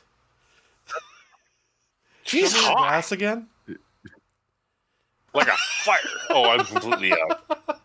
Can you share that in chat? I want to see this link. I drank all the whiskey, so yeah. Yeah. My judgment. See if I can pull it up for you, Dan. But holy fuck! For me, if we're judging hotness, I mean, we need to do a comparison to gender and really see where this girl's at. No, no. She's. Oh well, we're not on equal stance. Give me the link. Slow down. Put it in chat. So again, I'm totally betting that she was dared into this. That's just my gut reaction. I don't know. She looks like part of a coven, so it could go either way. Part of a coven. Like one that they would leave behind, like in ditch. Oh yeah. Well, first of all, Tom has got some issues. If you think that apparently, Tom, we needed to talk and everything. Sarah, everything okay at home? What's going on? No, sorry. In case I was mistaken, I was being facetious. Right. Okay. Well, I mean, that's too bad. It's too bad for that guy. All right. Move on. Yeah. Nothing else on that one. That's a hard one to roll. Wow. Okay. Shit. Katrina. Good luck. Well, like she's like our I know. age. That's what cracks me up. I don't think your friends dared her. I think she was either just drunk and she wanted attention. You want attention. 911? Is that where you go? I mean, you don't fuck with the police. Jesus Christ. Dude, it's Fort Clinton. What else they got going on? Again, you know that like instant, but that's an instant way to get in like on the news, right?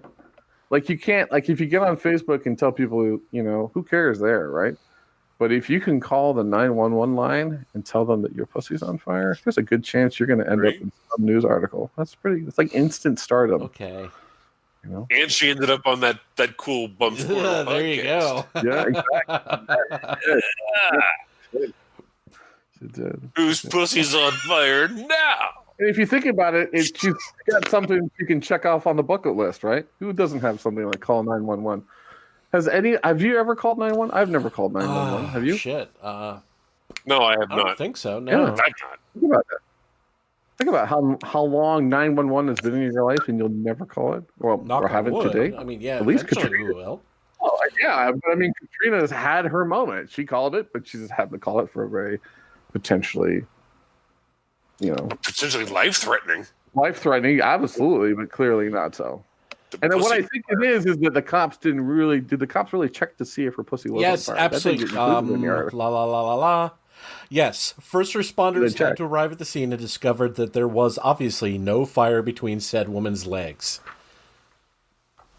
Well, I mean, okay, so physical fire, but it could be a psychological or a mental fire, which can be perceived as fire. In other words, we can perceive pain and not actually see what is causing it. So maybe a social worker should have showed up instead of police. Exactly. Well, she was taken into custody. One would assume for not necessarily just incarceration, but psychological observation as well. Yeah, but they wouldn't just arrest her for. No, they arrested her for resisting arrest. But making false reports. But you have to get arrested to resist arrest. So what prompted the initial arrest? The fact that she didn't have a fire between her pussy? There was no visible fire emanating from her genitals. But they didn't really do a psychological test. Dan, yes, a social worker would have been better to send to this situation. Yeah. I think a clown with a seltzer bottle would have been a better person to send to this situation. But I would love to see like a whole fire truck. That would be pretty awesome. That'd be good. Oh, Christ.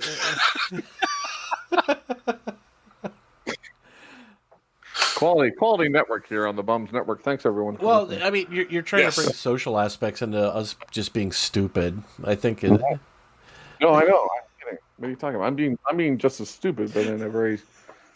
non-stupid well-articulated... Fucking Rockwell, you're raising the bar.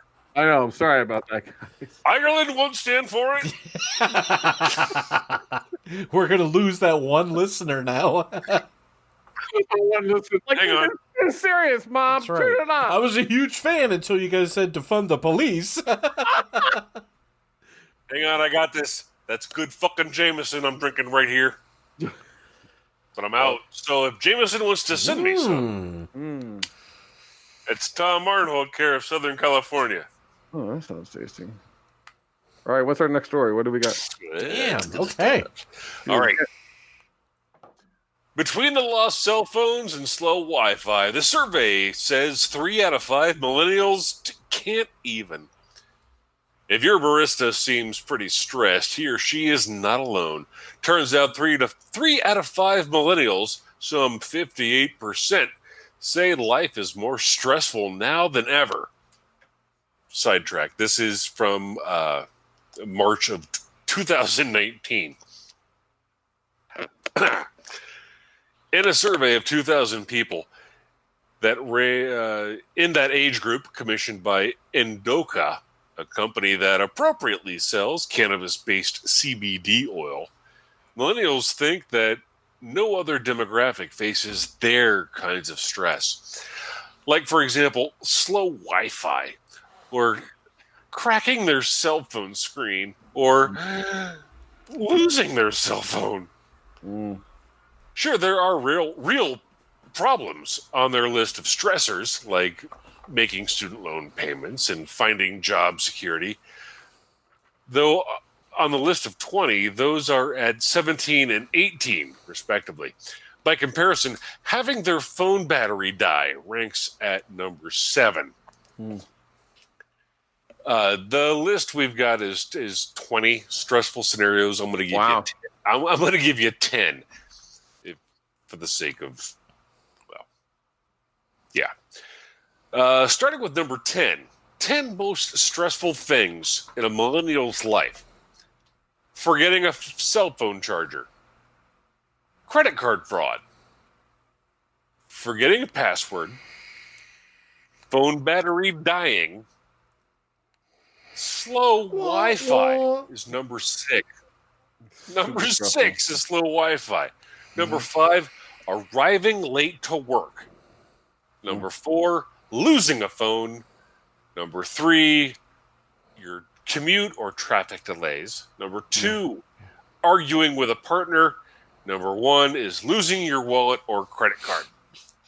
Now, Dan, the reason I chose this is because I know that you operate in a world of metrics and analytics and trends and startups and that you operate in a world of innovative problem solving. Yes.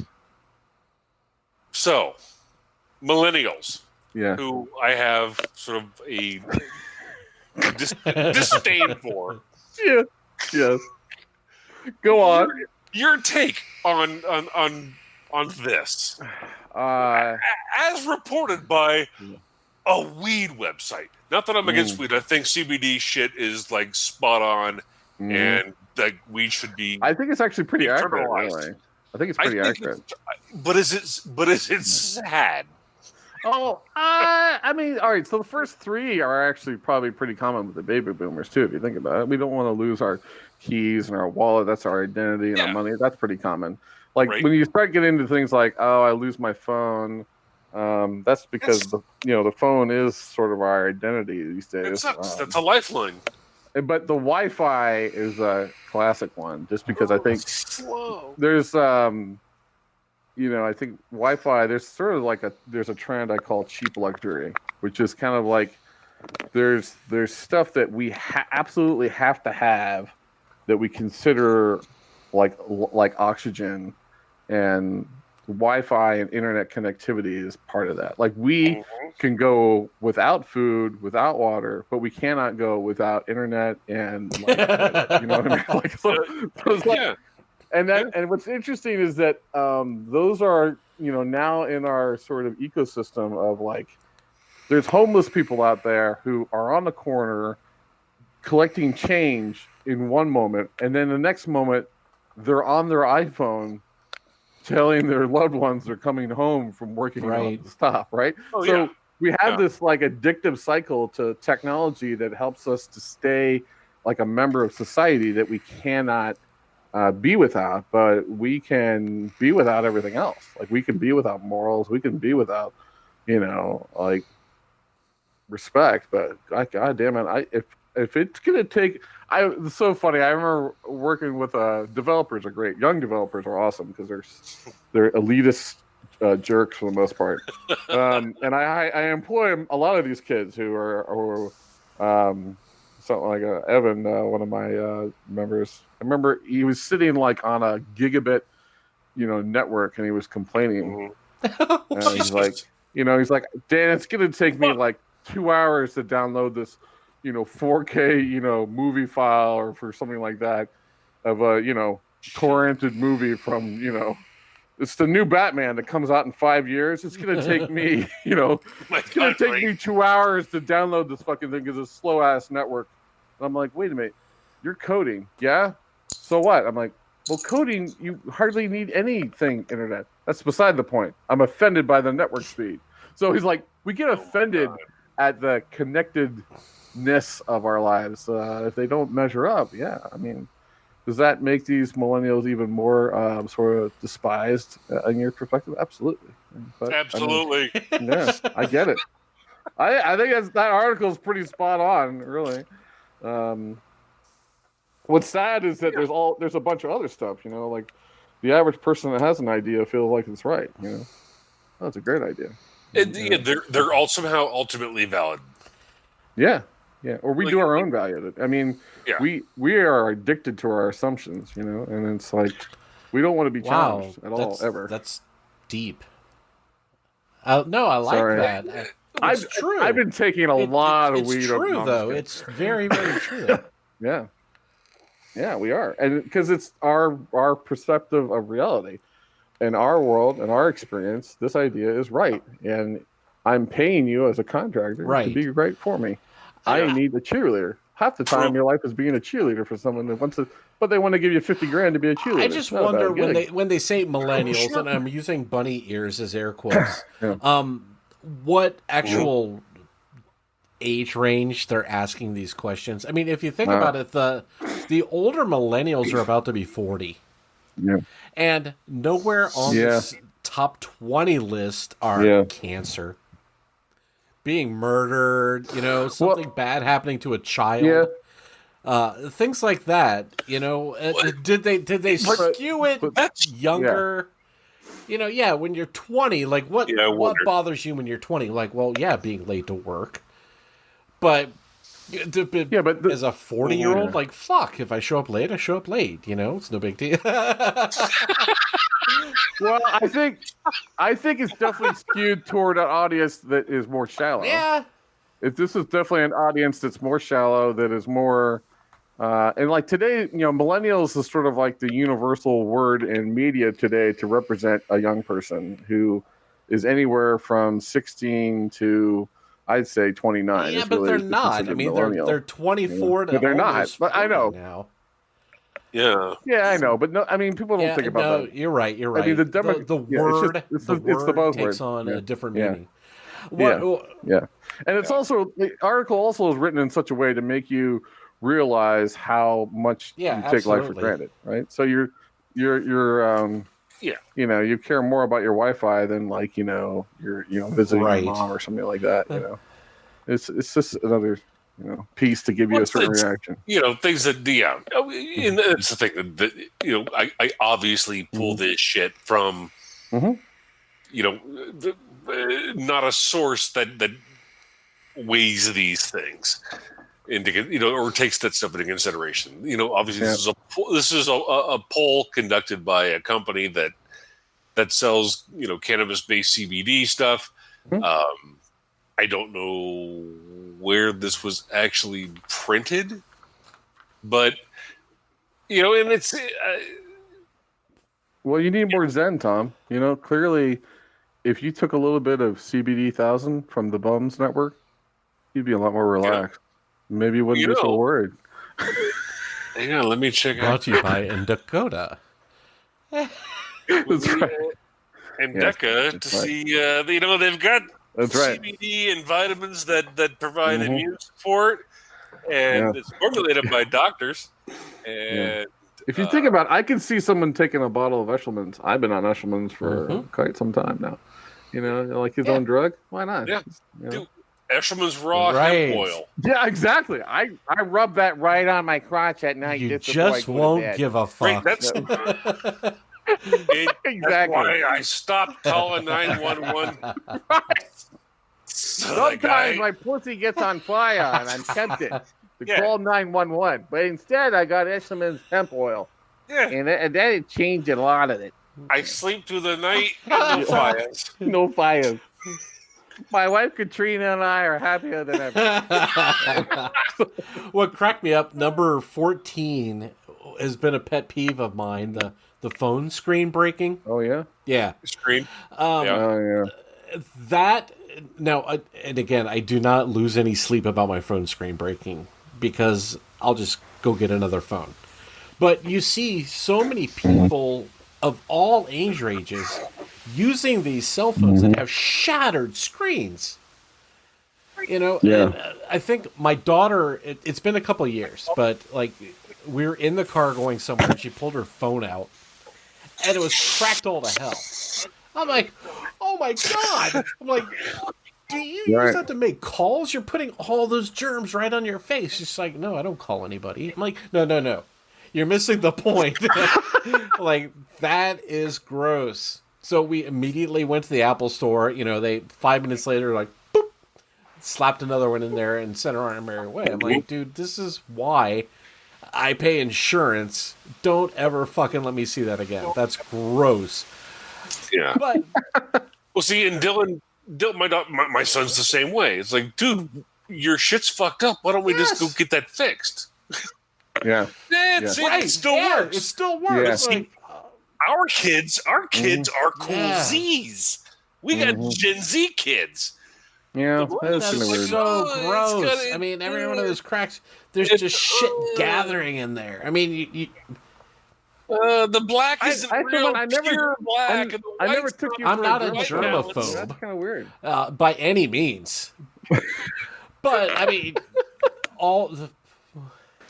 you can't be with a Grateful Dead my banner thing hanging on the wall behind you. I mean, you can't be a germaphobe ever having been to a Grateful Dead concert. Exactly. I have built-in tolerance now to everything. But dude, we're anybody who's been to see the Grateful Dead more than once is immune to COVID. So just relax. But still, I mean, it's so disgusting. I mean, all this shit that you touch throughout the day is crammed in those little cracks in that glass. All of them money handled, and then so people in our kids' age group don't make phone calls, but and I've seen adults with cracked screens and they're sticking it right up on their face. I'm like, oh my God, you're just licking syphilis at this point. You're like a germaphobe. Where did that happen? It's he's a germaphobe, man. You kind of are. I mean, what is it to crack? All right. It's pretty. I would think that more shit lands on your pillow while you're not sleeping on it. Yeah, but I don't have. Than what falls into the cracks. But I wash my pillow. I mean, there's case. There is more stuff. on your genitals to start a fire than you realize. You don't realize.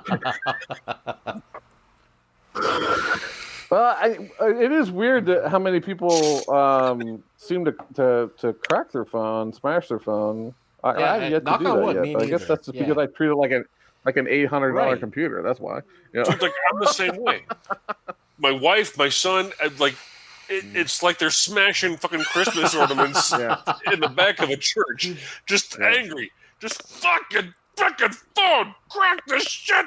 Fuck you.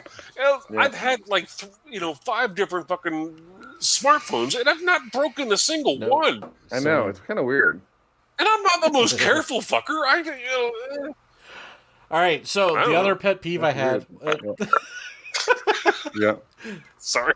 Way the fuck Number 20, washing dishes. That caused anxiety. All right, kids, as a bachelor, I'm going to give you a little advice. Go disposable. Buy the 100-pack of paper plates. Do the paper plate. Just throw that shit away. Problem solved. I just saved all you people from all that anxiety. Good.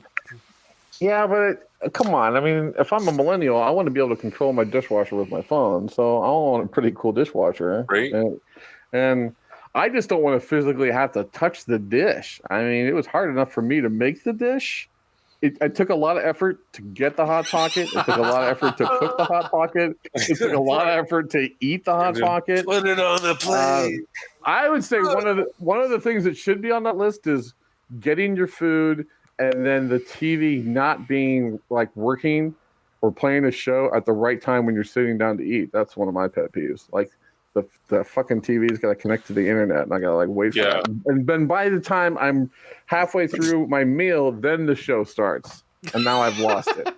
I've lost that magical moment. By the time I've sat down, it's gone back to the home screen, and I have to go back, find my genre and show, and episode. And, oh God! I know it's so terrible. I had to make a choice. Can't you just put on something I like that's already on my mind? Can't you just Alexa? What the fuck? Alexa, what am I thinking? Yeah, no, my Alexa's talking to me now. All right, sorry, don't worry about it, Alexa. We'll figure it out later. Pro tip: turn that shit off before the show starts. I learned the hard way. Oh yeah, Alexa, stop. All right, thank you. Fucking is not something I can do. Alexa, call Jeff. Actually, it should be fucking is something I cannot do yet. Fucking Honda's got it figured out. Come on, what was it, Boston? Yeah, that's right. Get on it. Release Jessica today. Bigger haunches, please. They can climb stairs. They can do other stuff. Mm-hmm. Oh, shit. Well, Dan, that's all the AP Newswire stories that we have for you tonight. Oh, man, I thought there was a good one in there. All right, no, I'm just kidding. Oh, sorry. Guy doesn't listen to our entire discography, and all of a sudden he's an expert. Holy shit. I don't think I've listened. I like it. I don't think I've listened to the entire discography. Brother, you lived it, though. I did. I was there. Yeah, Dan, this has been a harrowing journey from... It has. We started this like February, I think. Yeah, it's awesome, man. It's fun. It's creation, and I love that you. I mean, every episode you get to explore the weird shit that's going on. I mean, we have a reality today that's, super. The world is scary, and I think this. Yep. The one nice thing is we don't delve into the real world. We're like an hour-long vacation from reality. So something we asked Peggy when she was here, and I'll present the same question. Who do you think we should call on next to bring into the show? That's a good question. Wait, before let me present it. You can't say Fisher. He's already on deck. Oh, he's on deck. That's good. I can't say Fisher. All right. You gotta ask him.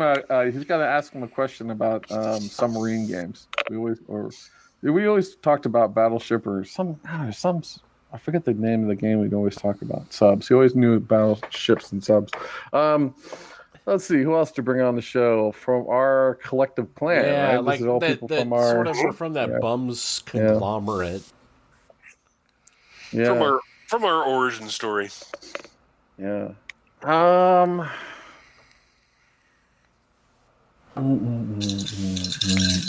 Man, well, like you're gonna have Eblin on here, right? We had Eblin on. We can have him. Yeah, you gotta have Eblin. I think definitely Levis. You ever had George on here yet? You think? I don't know. Do you think George would have fun with this? Yeah. I think so. Yeah, why not? Yeah, absolutely. Yeah. Oh yeah. Yeah, I mean he's still kind of stupid. I mean, he can come absolutely. I think he's. Levis always had a great opinion. He always had an opinion. He always had an opinion. Even if you didn't want it, you had an opinion. I feel like he would stop me in the middle of Home Depot. Rockwell, get over here. You know what? I don't like society. What are we getting? Why are you buying the blue ones? Right. Why are you buying the blue ones? Put it down. What are you, nuts? Right. Why is he from New York? When did he turn into your Jewish grandmother? What are you doing, Rockwell? Get over here. I don't have any money. I'm sorry. 1,000 times I told you not the blue ones. Not the blue ones, will you? It was hard enough growing up back then. Why do you hate me?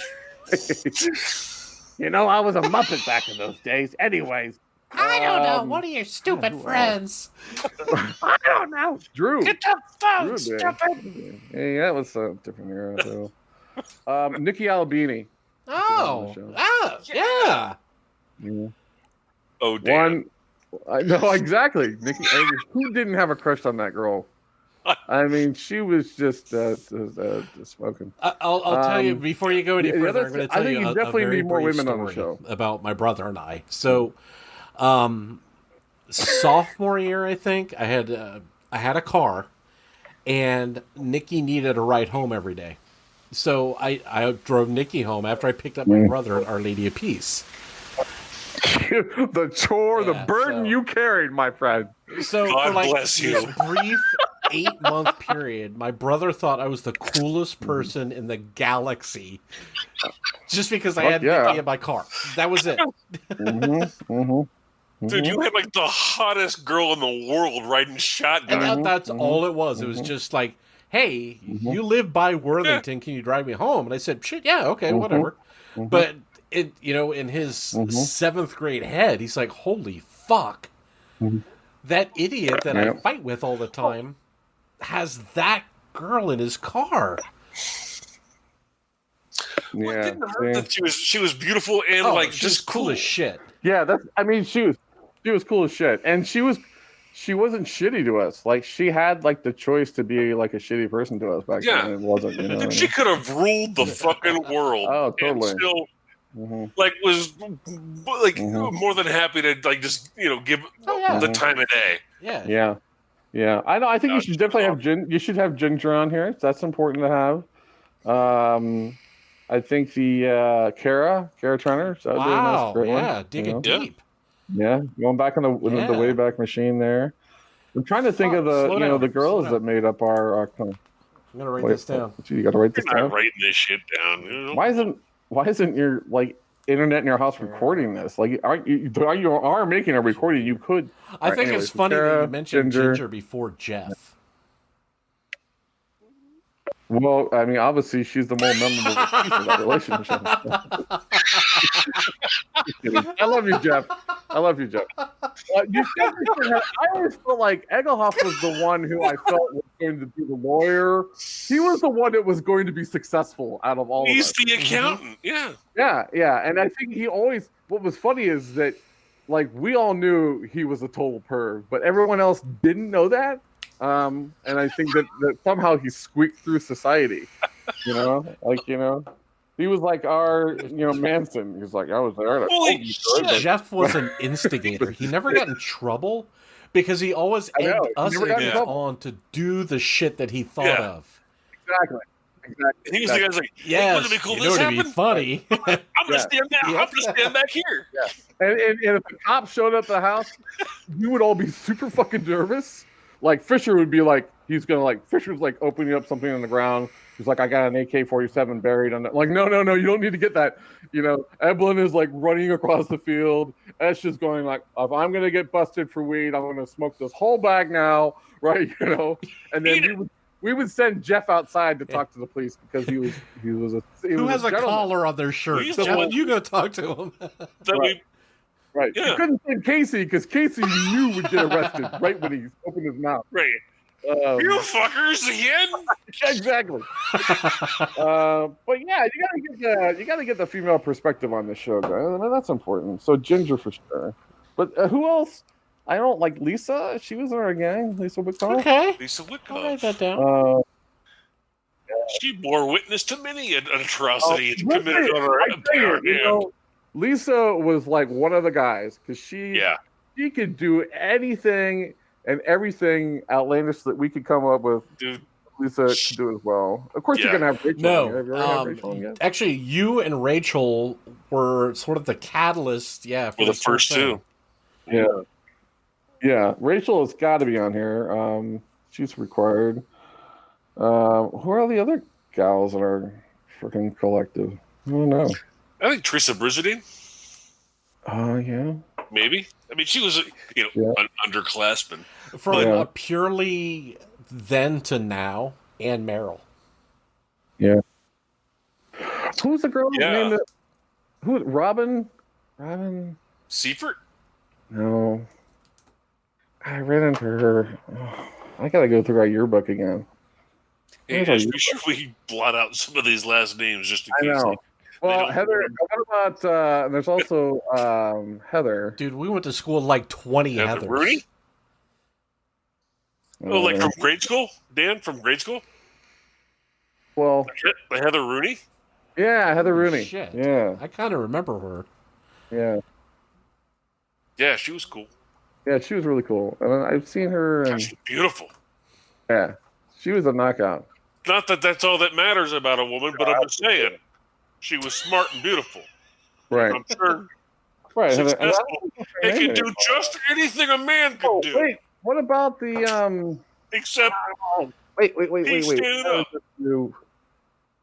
How do I find the Banks? people that I know on Facebook? Right. If you go and you like find your. Oh, you gotta have Tom Banks. Banks is kind of I thought he was a given. That's a given. I'm just trying to throw some testosterone into your list because you're starting to sound like a perv. Like Banks. Oh, yeah. Let's see. We already had this list kind of. Yeah, well, you're going to have Nico on here. You're going to have Nico. He's a classic. Nico is like our Steve-O. Come on, you're going to have him on here. His dad owns the moon. His dad. All right. Dan Housing for sure. Wow, might be an odd interview, oh my god, dude! I sent Dan an email and I have not heard back yet, but I'll keep trying. Yes, I'll tell you what. If He's we can't find a guest for some month, we have to have Dan Housing on. You gotta have Dan Housing. I think Dan would be a great Christmas guest. That's actually yes, because that's the end of season 1. Dan Housing Christmas special. Yeah. He's Dan Housing is our December guest because he will close out the season. Yeah. I think that's what about Al? What about Alan? Al was Al showed up in the late season. Like he wasn't in the early. He was like the end of season 1. Yeah, and Andy Conway. Episode 2, season 2. Mm-hmm. Andy Conway, remember? Rat. Chris Conway. Yep. Andy. Yeah. Chris.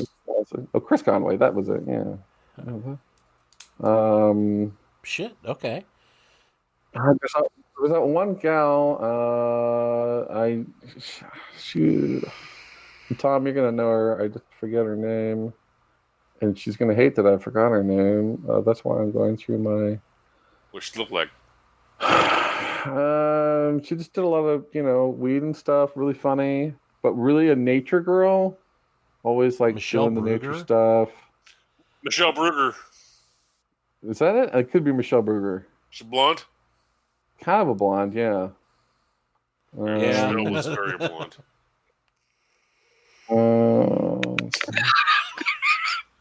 Not to give... Very blonde. That sounds personal at that moment. I don't know. Not to give too much away. God. Spoiler alert. Why can you find these people?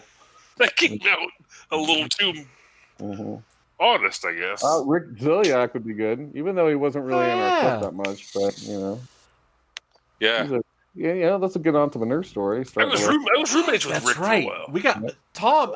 I got pulled over driving you home to your house when you lived with Ziliak and Al. Do you remember that? Nope. Sorry. It's like you lived on the cusp of Upper Arlington. There it is. And it was like, we live in Grandview, right there at North Star. 4:45 in the morning. And I was like, almost to your house. The cop pulled us over. And I roll down the window. And he made this face like he just caught a whole nostril of what the inside of the car smelled like. And he said, "Have you guys been drinking?" And I said, "Well, we were earlier, yes, but I'm just driving my friend home." And he said, "Where are you boys going?" And luckily, we were literally like so close. I said, "Right there." Yeah. I said, "He lives there with a couple of roommates. I'm taking him home, and I'm spending the night there." He's like, "All right. Well, just you boys don't go anywhere else." Dude, I vaguely recall. I vaguely recall you telling me this story. You were hammered. I mean, just like comatose. But drunk. I have no recollection of being I was there. so terrified. But sadly, I had experience in getting pulled over, like steps from where I was supposed to be. So I'm like, I got this piece of cake. No sweat, officer. I'm just going around the corner. But literally, we're like a block away from your house. Okay, so there's Julie Farmer. Remember? God damn, Dan. Wow. Well, see, dude, Ash, you got to She realize wasn't really in our clique that much. we went to school with. We went to grade school with a lot of these people. What about May? May Polino. Yeah. Classic. She lives in California. She lives like north of me, I think. Yeah, Peggy had a name. Dan is up to 1, 2, 3, 4, 5, 6, 7, 8, 9, 10, 11, 12, 13, 14. Dan's up to 17. Yeah. Dan's into season 3. I'm just kind of. Dan is memory. All right, that's it. I ran out of. Apparently, I didn't have that many friends in high school. You had more friends, I think, than you realized, my friend. You had more. I would argue that you had more casual acquaintances than you thought you did. Fuck. That's true. I had a lot of. I mean, Nikki and I weren't exactly friends. I mean, I was a fan, but I was a fan. Holy shit! Oh my god! Yeah. God, you guys. I feel like I deserve a part 2 show. I mean, this was a great part 1, but I really want to find a way to come back. This is almost twice as long as our longest episode, Dan. That's what I was going to say. I was surprised at the length, but I do want to, petition. Again, if you are listening, and I appreciate all you listeners out there, we have a GoFundMe page to bring back Dan, and just for a simple donation of $5 to $50, we can bring Dan back to the show. And in lieu of the pandemic, we really think you need a little bit more. But do you really want to come back into this hellhole again? Oh, absolutely. I mean, I'm perfect for it. What are you talking about? I didn't do my Mickey Mouse voice at all. I mean, shit. I didn't do Mickey Mouse. Hey, that's right. Right down here. Motherfucker. I love it so much. Anyways, I was doing PCP in the bathroom. And, it was really wild. So, again, I get into that. Yeah. I mean, we'd love to have you back. Yeah, you were very well behaved. Were other people not well behaved? Well, no, it just expectation you were. versus reality, I guess. Expectations versus reality. Yeah. Well, I've had some radio experience before. I know how to. Right. Oh He's my been god! on NPR. Let me talk about my TED Talk whatever. before it was called TED Talk. That's right. Yeah. That means exactly. We need to do like a trumpet intro.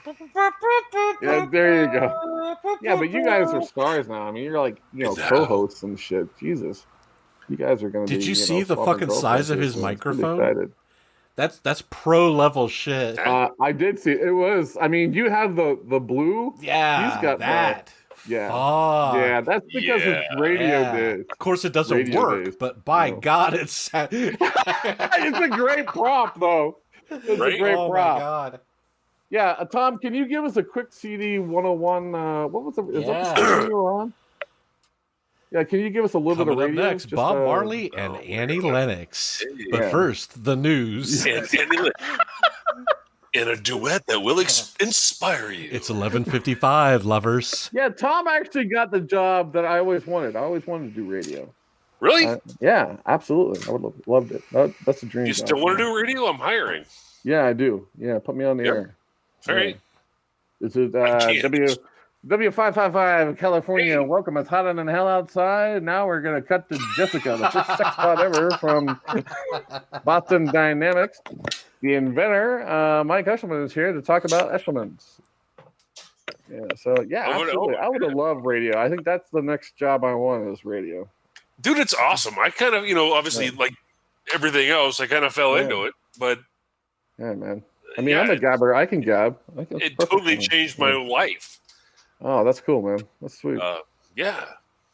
But it doesn't explain why you have so much gray hair. Like, what the fuck happened? Jesus. I work for an organization that causes a lot of stress. You mean the government, the military? Yeah. Your main commodity is war.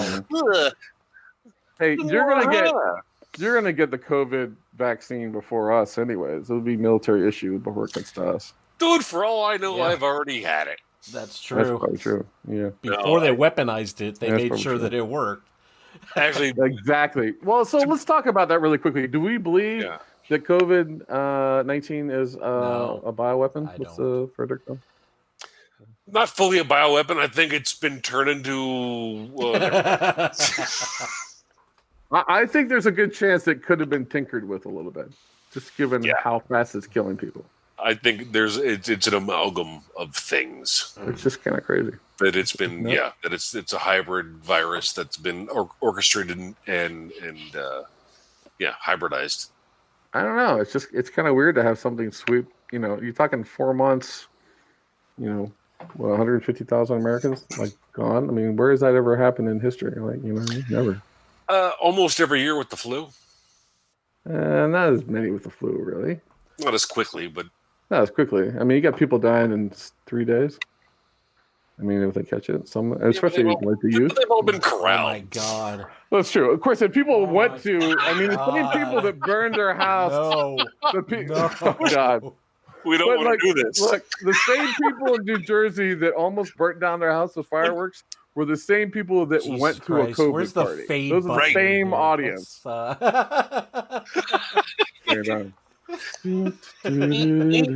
right, Dan. Yeah. I'll devil's advocate. Thanks, this is run way long. Yeah. You kick me off there. No, I still have most. What? I have half of my Bumbleberry 6-pack here. Nice. What is Bumbleberry? Fathead? That's like a blueberry beer. Does it actually have berry in it? Blueberry and honey ale. Oh, it's so delicious. Well, this all happened after the divorce. Blueberry, so it's good for your heart. Witty and good looking and dance better. Well, shit far. I gotta go, folks. But seriously though, fucking Pepto-Bismol and Rockwell, call it a if you night. want to come back, then yeah, I do. Okay, dude. Then oh, sorry, I didn't mean to trump what Ash was going to say. If Ash doesn't want you, then we'll vote. No, I'm just fucking with you. But yeah, absolutely. You can come back anytime you want. Yeah, man.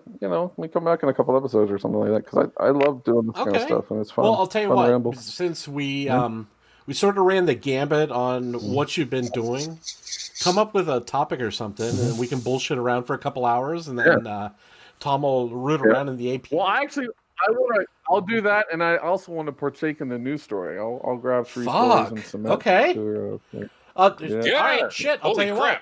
You whip that shit up, and we'll push Fisher back into late August, and you can come right back.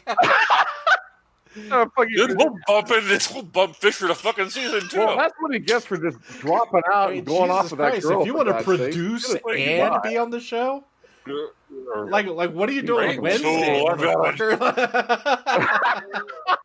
Yeah. Hey, sign me up, man. I'm up for that stuff. I love that. How about so we have a Dan curated show where you pick the front half of what we talk about and pick all the articles.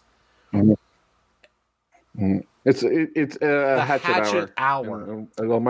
So you produced, you named, and you're going to be our guest on a show. God damn. Yeah. Okay. Sure. But you should keep it part of the Bums Cast. That way you can leverage all your Yeah, when you say marketing, there isn't any. Yeah. It's kind of organic. Yeah, but all you really need, I'm serious, all you need is a couple good people to like this. I mean, I'll share it on LinkedIn, and before you know people love original content. I mean, Tom said cunt. He said that 40 minutes in. My God, we're edgy, dude. That. That's amazing. We're fucking edgy. We're edgy. Yeah. Exactly. We're primed for that millennial audience. No, I'll tell you what. I'm going to share you another screen, Dan, just because we can do this. Yeah. Can I show you our... crack you up. Is the camera you have in my house? Right. Like, what are you showing? This is your wife sleeping. All right, I'll do it. That's I'll do the power I episode. wield. That's right. And produced it. And produced. Wait, can you see us? I can see you guys. Okay, cool. Can you see this? The age range. Silly if I was doing all those. There we go. Here we go. That? Yep. There are no millennials listening to our show. That's right. Well, I mean, this is not a millennial. And look at this. Kind of look at this shit here. See that? Yeah. Well, that's because you don't have any chicks on the show Peggy. yet. Peggy was on right before you, asshole. You didn't listen. I know. Look at this. You got. Yeah, but she's a kickboxer. She is a kickboxer. She is a kickboxer. But you gotta have at least. I don't know why that matters. 3 more women on the show before you're gonna get that number up. But we'll have you back. Like seriously, if you want to do the next show, then fuck yeah, let's do it. Let's do it. Oh yeah, go back up to that squiggly one. This is listeners by day. The peaks are when we have a new episode, and then the valleys are when we don't. Yeah. Oh yeah, and how many episodes are you doing a month? An episode. Yeah, like maybe one. Yeah. For those of you listening at home, we're looking at graphs that you can see. Yeah. Sorry about that. We were showing the analytics for the show, so I could show Dan that there are no millennials listening to this show. Yeah. Right. So if you want us to stop talking about the analytics, tell a friend to listen and boost our ratings. That's right. And then we'll stop worrying about it. One a month. That's pretty good. I mean, at least you're consistent. That's good. Consistent. No, I mean it is. I mean, this stuff takes time. It was never designed to be consistent, but it's kind of evolving into that. I mean, it's fun. Yeah, I mean, I like it. It's good stuff. If I have, a crew like you guys, this is good. Let's make some stuff. I love making stuff. Well, this is, Ash and I got together on this back in February because we saw each other back in November and hadn't seen each other in 20 fucking years. We're like, let's and the idea was let's make something. And I came back with let's do a podcast because there's no writing involved and we don't have to be on video. Right. Yeah. You don't have to edit all that down. And here we are. It's cool. And you guys have a separate website for it, or is it just on Spotify and iTunes? We're on that's right. There you go. different carriers like Spotify, Apple, and 6 other ones. You running any Facebook ads? You know what? I tried that a couple times, and it did not pan out, so I stopped. But with this episode, I've started teasing with images from the news articles that we're going to read. So I guess in a couple of weeks, we'll see if that helps at all. Yeah, so put the core content. I mean, we talked a lot about startups and all kinds of stuff in there, so you can put that meta keywords in there and that kind of stuff. Yeah, that's cool, man. I like it. You guys do good stuff. I love it. That's all that matters is we sit and just try and make each other laugh for a couple hours. Yeah, God, yes. Successful. Holy shit. I've not laughed this much in ages. Awesome. Guys, thanks for having me on. I'm honored and thankful to have such good friends in my life. You know? Since second grade, man. Yeah, man. Much love. And I mean, I broke my jaw going to your fucking birthday. Jesus. Right? Yeah. Dude, believe me. Don't think I don't remember that. You know, it's funny. I don't think about that every day, but there's probably not every couple of days there's something that I come across that sparks a memory about something you and I did or a memory that you're involved in. So I mean, it's awesome. just it's cool to reconnect like this because, dude, you're with me every day. You know, awesome. You're one of my first best friends. Yeah, and some of the terrible stories that I tell in my 20s always start with Dan, too. Oh, my God. And it's like, so there we were. It was Rockwell and I, and holy shit, I don't know why we got there, but... Polos. There are a lot of hilarious moments. I think I'm so thankful we had those hilarious moments because they're like ingrained in your head. Right. You know, they're not a YouTube clip, you know. They're like they're more visceral. So, we just sort of drop off the face of the earth, but to the dozens of people listening, they're actually going to hear the AVs as we fade out into nothingness. So nice. I want to thank everybody for hanging in there for this fucking marathon session that we did. Epic, but worth every moment of it is worth it. And welcome to the Rockwell regime, apparently. Yes. But Dan, thank you so much for playing with us tonight. This was an absolute blast. Yeah, it's great. Thanks for having me on the show, and I look forward to being on some more if we can. All right, guys. Absolutely. Well, it's super late here in Ohio, so I'm going to bid you guys adieu and say good night to all of the weirdos that are listening. Yes. Good night, weirdos. Good night. Peace. Peace. Fuck.